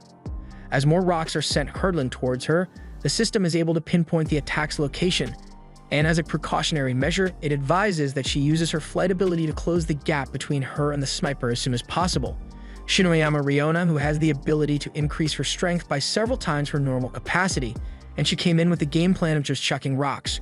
She couldn't just let Shinozaki get away with hunting down innocent people for the sake of her own twisted sense of revenge. So now that they are face to face, she switches from her main plan of throwing rocks to her backup plan of throwing hands. As Riona tries to box Shinozaki into submission, all of her attacks seem to be reflected by some sort of barrier she had set up, so they aren't able to connect as she would like them to. Having learned all she needs, Shinozaki finally fights back, and as expected, Riona gets beaten, also losing an arm in the process. In the face of defeat and having lost an arm, rather than scream out in pain, she begins looking for excuses for her loss by saying Shinozaki only won because of the royal family that weakens the gifts of all the students within the capital. Meanwhile, Hanakawa and Lute have just entered the dungeon where the Dark Lord's sister should be held captive. He is eager to get on with the revival by traversing the dungeon, but Hanakawa remains hesitant because they have no plan of attack heading in here. He could just leave him behind if he keeps complaining so much, but the fact remains that they don't know their way around here, so they would probably just end up getting lost if they tried it now. Just then, they notice a girl standing suspiciously in the middle of the dungeon. Hanako wonders if she is one of the explorers of the dungeon, but that doesn't seem to be the case as Lute recognizes her. He calls out to Mana and asks what she is doing all the way out here. She had recognized the smell of her sibling, but she couldn't wait for them to reach her, so she came out instead. Hanako is even more confused at this point, so he asks Lute for the identity of the girl, and she is revealed to be the one they are looking for, the Dark Lord's little sister. Elsewhere, we see an assassination bounty has just been put on Yogiri's head, but as for the man himself, he is sitting in his room all day, which Donora scolds him for doing nothing by being lazy. He corrects her by saying he is actually spending time learning to control his powers so he doesn't just kill people immediately, as evidenced by his ability to now only kill a portion of a flower instead of the whole thing at once. However, aside from his training, he really hasn't done much since they got here, aside from a little stroll around town and his snack while he strolled. Danura gets up and says he must really be enjoying the peaceful time he has if he can have so much fun despite the situation. But it's not like he had a completely peaceful time either, as while he was walking through town, he was targeted by someone. That sounds pretty bad to Danura, which is why Yogiri wants her help with something he has planned. Back in the labyrinth, Hanakawa asks Mana if she was really sealed away down here, which she confirms to be true, although she still doesn't really know the reason for it. However, she has a major brother complex, so she isn't even mad at the Dark Lord for sealing her away and believes she must have done something to deserve it somehow. Her delusions aside, Hanakawa asks how she was able to come to the first floor if she is meant to be sealed in the depths of this place, and the answer is actually pretty simple. She could leave whenever she wanted since the seal isn't strong enough to hold her. Her delusions led her to believe that her brother didn't want to be too strict with her, so he made the seal weak enough for her to be able to leave if she ever wanted to. Luke clarifies that she knows for a fact that the Dark Lord used every bit of strength he had to offer in order to seal Mana away, but it would seem that wasn't enough to keep her down. With that out of the way, Mana takes a moment to ask if they have any of her brother's belongings with them since she can smell his scent on them. Luke responds that they brought the key to the seal that was holding her, so he hands it over immediately. Meanwhile, Shinozaki is flying over the castle and has just used her system to locate the castle where the king should be, as well as the person she believes would be the king here. She bursts into the king's room while he was getting busy and tells him straight that she wants him to deactivate the barrier that weakens the sage's gifts. He obviously goes for the offensive route since she is an unknown intruder, but he was not built to handle the amount of main character energy she possesses, so he gets fried to a crisp almost immediately. Shinozaki then turns to the woman in his bed and confirms with her that he is indeed the king of the kingdom, and once she is certain of that, she leaves since the barrier should be down now. Meanwhile, Mana has brought Lute and Hanakawa to the town she created for herself in the dungeon, and I'm not saying she's crazy, but she fantasized about having kids with her brother so much that they became real. However, Hanakawa definitely thinks she's crazy. After killing the king, Shinozaki pulls up to the hospital where Ryona was recovering and tells her to resume the throwing of hands she was doing before. Now that the king is dead, she should be at full power, so there will be no excuses this time. Ryona seems like she's ready to go, so she gets out of bed to attack her. And from the blow she just landed, she may actually stand a chance against Shinozaki like this. They end up outside, but Ryona isn't letting up as she knees Shinozaki into the air and proceeds to pound her face in. Unfortunately, she still doesn't have a solution for Shinozaki's attacks as she gets her arm chopped off and her body suspended in the air while she is choked out. If even at her strongest, Shinozaki is still this much more powerful than her, then there is nothing left to prove, so she will kill her now. After Shinozaki's rampage the night before, reconstruction is underway, but none of that matters to Yogiri as he is taking a nice walk with Danura. He wants to find the people who are targeting him, and since Danura has good eyesight, he was hoping she would be able to spot them if they try anything. She's a little disappointed since she thought Yogiri was asking her out on a date, but she still manages to turn it into one anyway. At the same time, a sniper is being aimed at Yogiri's head, and although the gunman doesn't want to do it since he knows it will mean he gets killed, he is also being tortured into firing the gun by this girl. She wants to figure out if an unwilling murder attempt still counts enough for Yogiri to notice, and from the guy's lifeless body, it looks like Yogiri noticed. Next, the girl plans to target Danura to see what happens. Danura drags Yogiri to her favorite restaurant only to find it completely destroyed by Shinozaki's rampage. She is angry, but there are still other places that she can go to with Yogiri, so she starts searching the map. Just then, a bullet is shot, so Yogiri pulls her out of the way before she is killed, leading to a random dude in the background meeting his end. The guy behind the computer orders for more shots to be fired, but he didn't realize the mess he had gotten himself into when he messed with Yogiri's girl, as Yogiri is now after him. He immediately tries to vacate the country for the sake of his life, but Yogiri kills his helicopter mid-flight and causes him to crash. He parachutes out, but almost immediately after, Danura appears behind him and pile-drives his head into the ground. Once the guy regains his footing, he finds himself face-to-face with Yogiri. The fact that he didn't immediately run away means he knows all about Yogiri's powers. At the same time, Mokomoko makes herself useful and takes out some spirits that were sent after Danura. She proceeds to finish off the two spirits by smashing their heads together. The guy starts sweating now and throws all his spirits at Yogiri, but they are all killed one after the other. He has nothing left to fight back with, but before anything else can happen, a knife is thrown at Yogiri by the girl from earlier. And this time, he was actually taken by surprise and needed to be saved by Danura. He actually seems to know the girl and says a command which forces Enju to go offline. He tells Danura that he will explain everything later, but first he threatens the guy, so he tells him everything he knows. Meanwhile, Utori is doing his own research on Yogiri's capabilities and trying to come up with a way to counter them.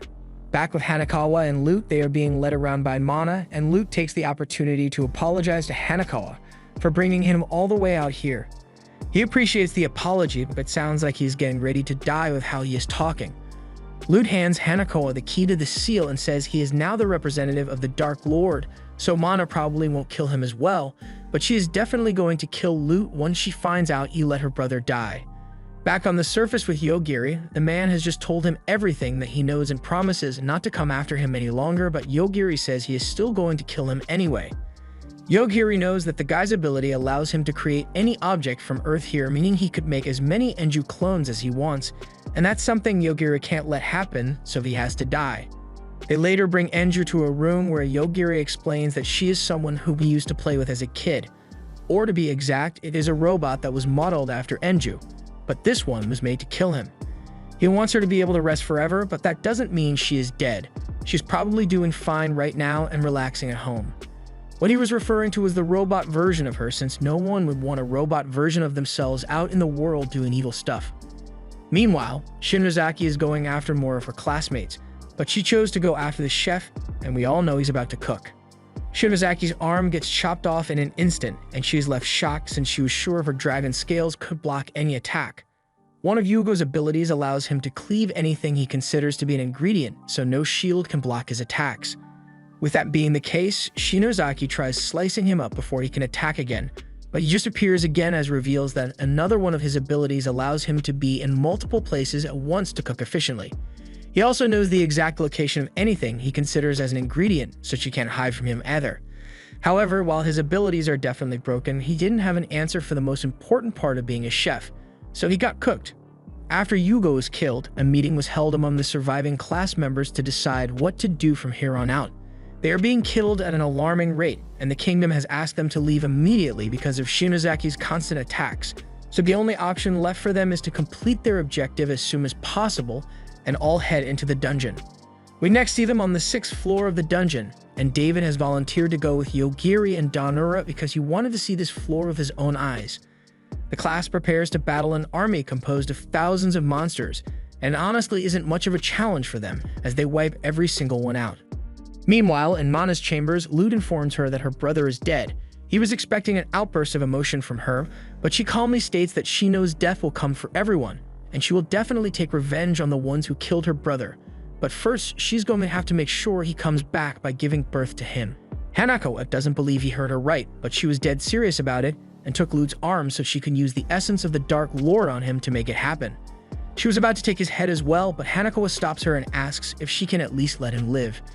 She surprisingly agrees to let Lute live as long as Hanakawa undoes the seal, so he does so without hesitation. Back with the class, they are setting up camp for the night and build a frickin' castle to rest in. They have a party to celebrate their success in getting through the underworld easily so far, but Yogiri is nowhere to be found and is spending his time playing games outside. He ends up spotting David, who seems to be acting strangely, so he follows him until he sees that he's about to walk straight into a pit. Yogiri stops him, but he is still unresponsive, and moments later, a menacing aura begins to emerge from the hole as the ground shakes. Meanwhile, back at the castle, Cheyenne has just shown up and doesn't like that things have been so easy for the class, so she wants them to just kill each other until someone gets strong enough to be a sage. The news causes great worry among the class, but they have bigger things to worry about as Yogiri seems to have opened his second gate as he plunged into the pit. In the mountains, Thea was scouting out a travel route when she spots some people in a cart full of suspicious barrels, so she wastes no time and leaps down to attack them with full force. The men in the front stood no chance and were immediately wiped out by her strikes, but the rest of them were able to prepare themselves after seeing her initial assault and immediately realize they are dealing with a half-demon. Theo gets ready to attack again, but this time the men have a protective barrier put up around themselves. This is the work of this magician they have on their side, along with 4 barrels full of half-demon's mana, so they seem to be pretty confident in themselves. However, that confidence doesn't last very long as Theo's rage makes her strike even more powerful, and as a result, that barrier was shattered, as well as the mana siphoning tool he was using. The man tries to escape while Theo opens the barrels to reveal that there were several half-demons in there being used as mana batteries, but none of them are her sister. Just then, she hears the distinct sound of a man being killed, but since it wasn't her who did the killing, she looks over and finds that it was the work of none other than Euphemia, the sister whom she has been desperately searching for. Euphemia is equally surprised to see her sister here, but finding Theo clearly wasn't her intended goal as we see a fancy carriage pull up behind her. Meanwhile, back with Yogiri's class, Cheyenne has just ordered them to kill each other in battle royale style. She tells them they have 1 hour before they have to start killing each other, and 1 hour after the battle starts. Cheyenne says she will personally kill anyone who hasn't killed one of the other students. One of the other students tries to say it's crazy to expect them to kill each other for no reason, and Fukai threatens to just kill her instead. She doesn't seem to mind the threat and even agrees that if any of them can actually manage to kill her, then the death battle will be over immediately. This seems a little too accommodating coming from someone like her, so Fukai asks just to be sure that she doesn't have some crazy ability that prevents their abilities from working on her. She doesn't have anything like that, but she warns him that he would have a better chance of making it out of here alive if he went after someone else. Knowing that his ability will work on was all Fukai needed to hear, so he immediately uses his instant death to kill Cheyenne. Her eyes glaze over for a second, but in the next second, she's back to normal. Fukai can't believe his ability didn't work, but it actually did. However, did you think killing her was enough to make Cheyenne die? Fukai tries again, but while he does so, Cheyenne explains that she levels up every millisecond, and each time she does so, she is fully recovered from any damage taken, even if she was already dead. And now that she's back to life, she can do things like pop Fukai's head. She now expects everyone else to know that they have no hope of beating her, and just get ready to fight to the death. While all that was going on, Danura was still out in the forest looking for Yogiri, when 2 girls run up to her to give her some bad news. Meanwhile, Yogiri is falling down the pit and has a flashback to a philosophy lesson he was given by Asaka when he was still little. She explains to him that transcendent beings cannot be limited to morals or ethics, so he needs to set principles for himself. Yogiri is powerful enough to do anything he wants, but that doesn't mean he should live his life aimlessly, which is why Asaka insisted he set rules for himself to follow. Back to the present, he thinks to himself that if he keeps following the rules he made, then he will definitely die from this fall. However, he needs to make it back to Danura safely, so he unlocks his second gate and starts killing the laws of physics. In this case, he kills his momentum to slow himself down before he reaches the ground. After setting Rick down, he wonders if he is on the 7th floor of the dungeon right now. In the castle, the seal on Mana has been released, but since she was already able to leave whenever she wanted, this was just a formality so she could have her brother's permission to leave. Hanakawa doesn't really care anymore and just wants to leave, so Mana tells him he can go since she is tired of looking at his ugly face. As soon as he heard he can go, Hanakawa wastes no time and takes Lute to leave with him. However, as they are leaving, he notices that something is wrong with the floor. Lute explains that Mana has already started expanding her body in preparation to give birth to another Dark Lord. So in other words, they are currently deep inside her. They've got to run, but Hanakawa has no idea where they're supposed to run to, so Lute reassures him that he already transferred full authority of the dungeon over to him, so he'll be able to find his way out. However, he'll have to do it alone since Lute kicks him out so he can survive. Moments later, the room turns into a part of Mana's body, which I'm going to refrain from guessing, and blood fills the area, so Hanakawa is forced to run away. Back on the surface, after Theo reunited with Euphemia, she joins her in the carriage on the way to the capital. Euphemia has already explained everything that happened to her, including becoming the new origin blood of the vampires, and now since she can sense her people, she goes around looking for them. Theo asks to accompany them, and Risley has no problem with letting her join, but there is still the question of why she wants to go in the first place. Risley answers that she is heading there so she can meet Yogiri, but she isn't exactly sure that he's going to be here either.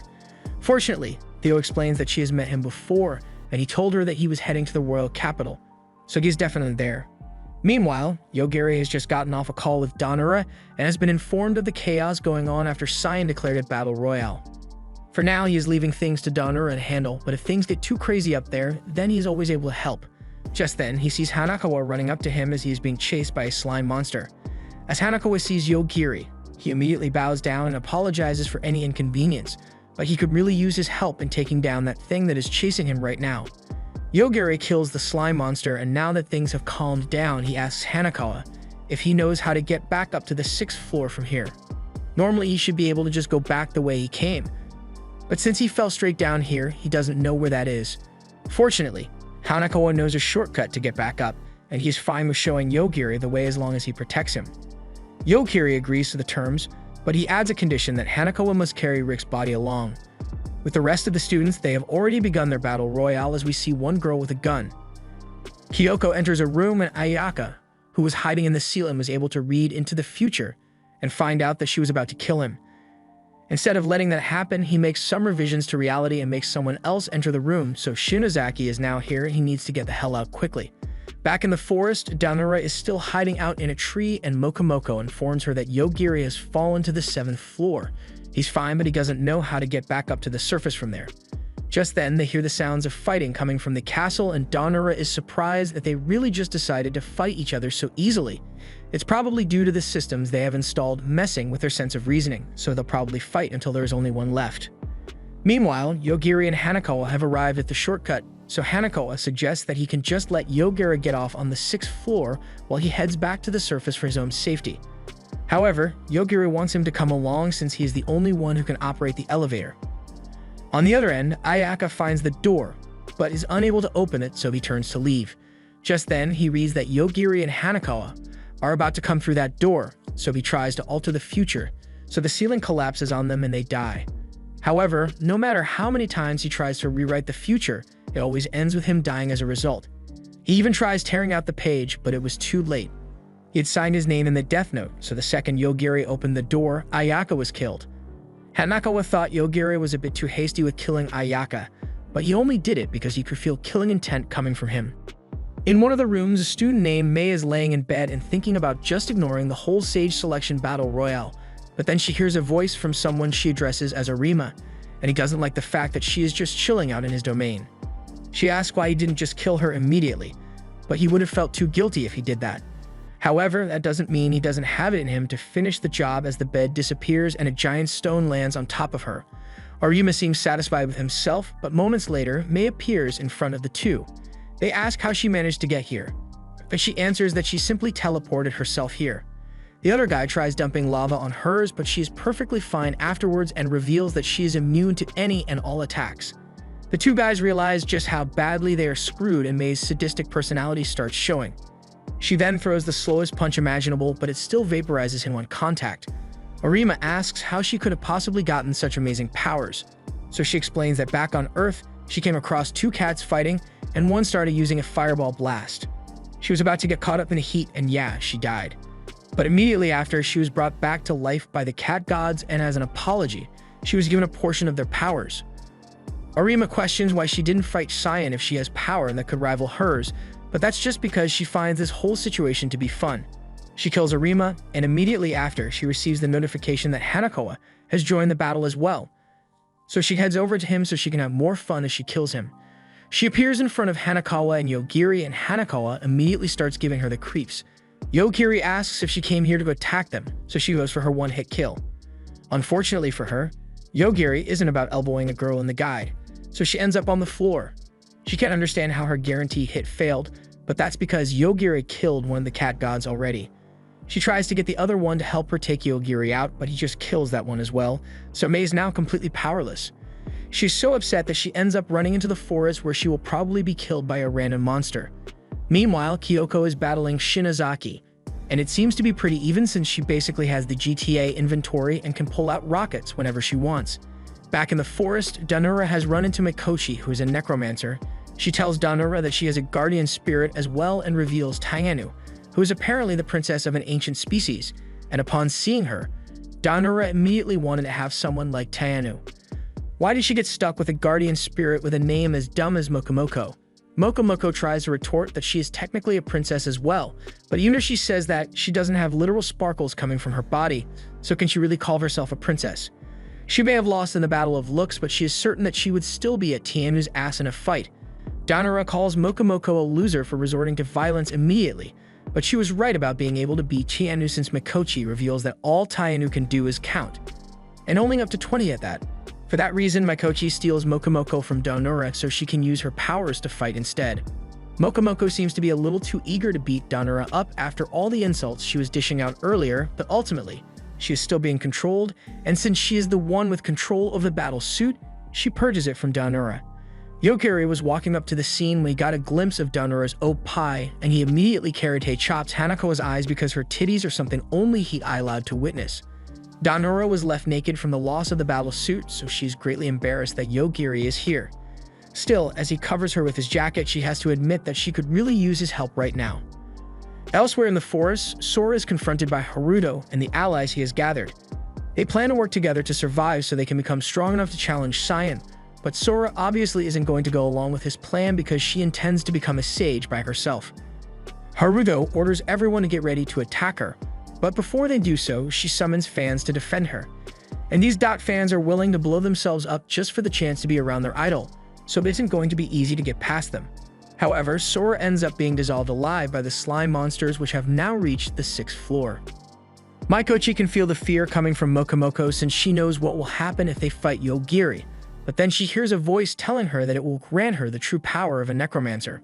This must be the awakening Saiyan was talking about, so as the voice instructs her to release Mokomoko so it can enter her body, she does. She can feel unbelievable amounts of power entering her body, and just as she finished powering up, Yogiri killed her. They kind of all knew how this was going to end, but Danura is still upset at the fact that she lost one of her best friends. Still, she did try to kill her, so it is what it is. Moving on, the plan now is to take Hanakawa out of the battle zone so Saiyan will get an alert and come to kill him. That way they can finally talk to her. Meanwhile, Kyoko is on the verge of being defeated by Shinozaki, so she's frantically searching her inventory for anything that could beat her, until she pulls out this thing. And outside, after Yogiri met up with the others, he could tell something was wrong, so he asked them to get behind him because someone detonated a nuke. This was the end of episode 11. Thanks for watching. Subscribe to not miss the next part.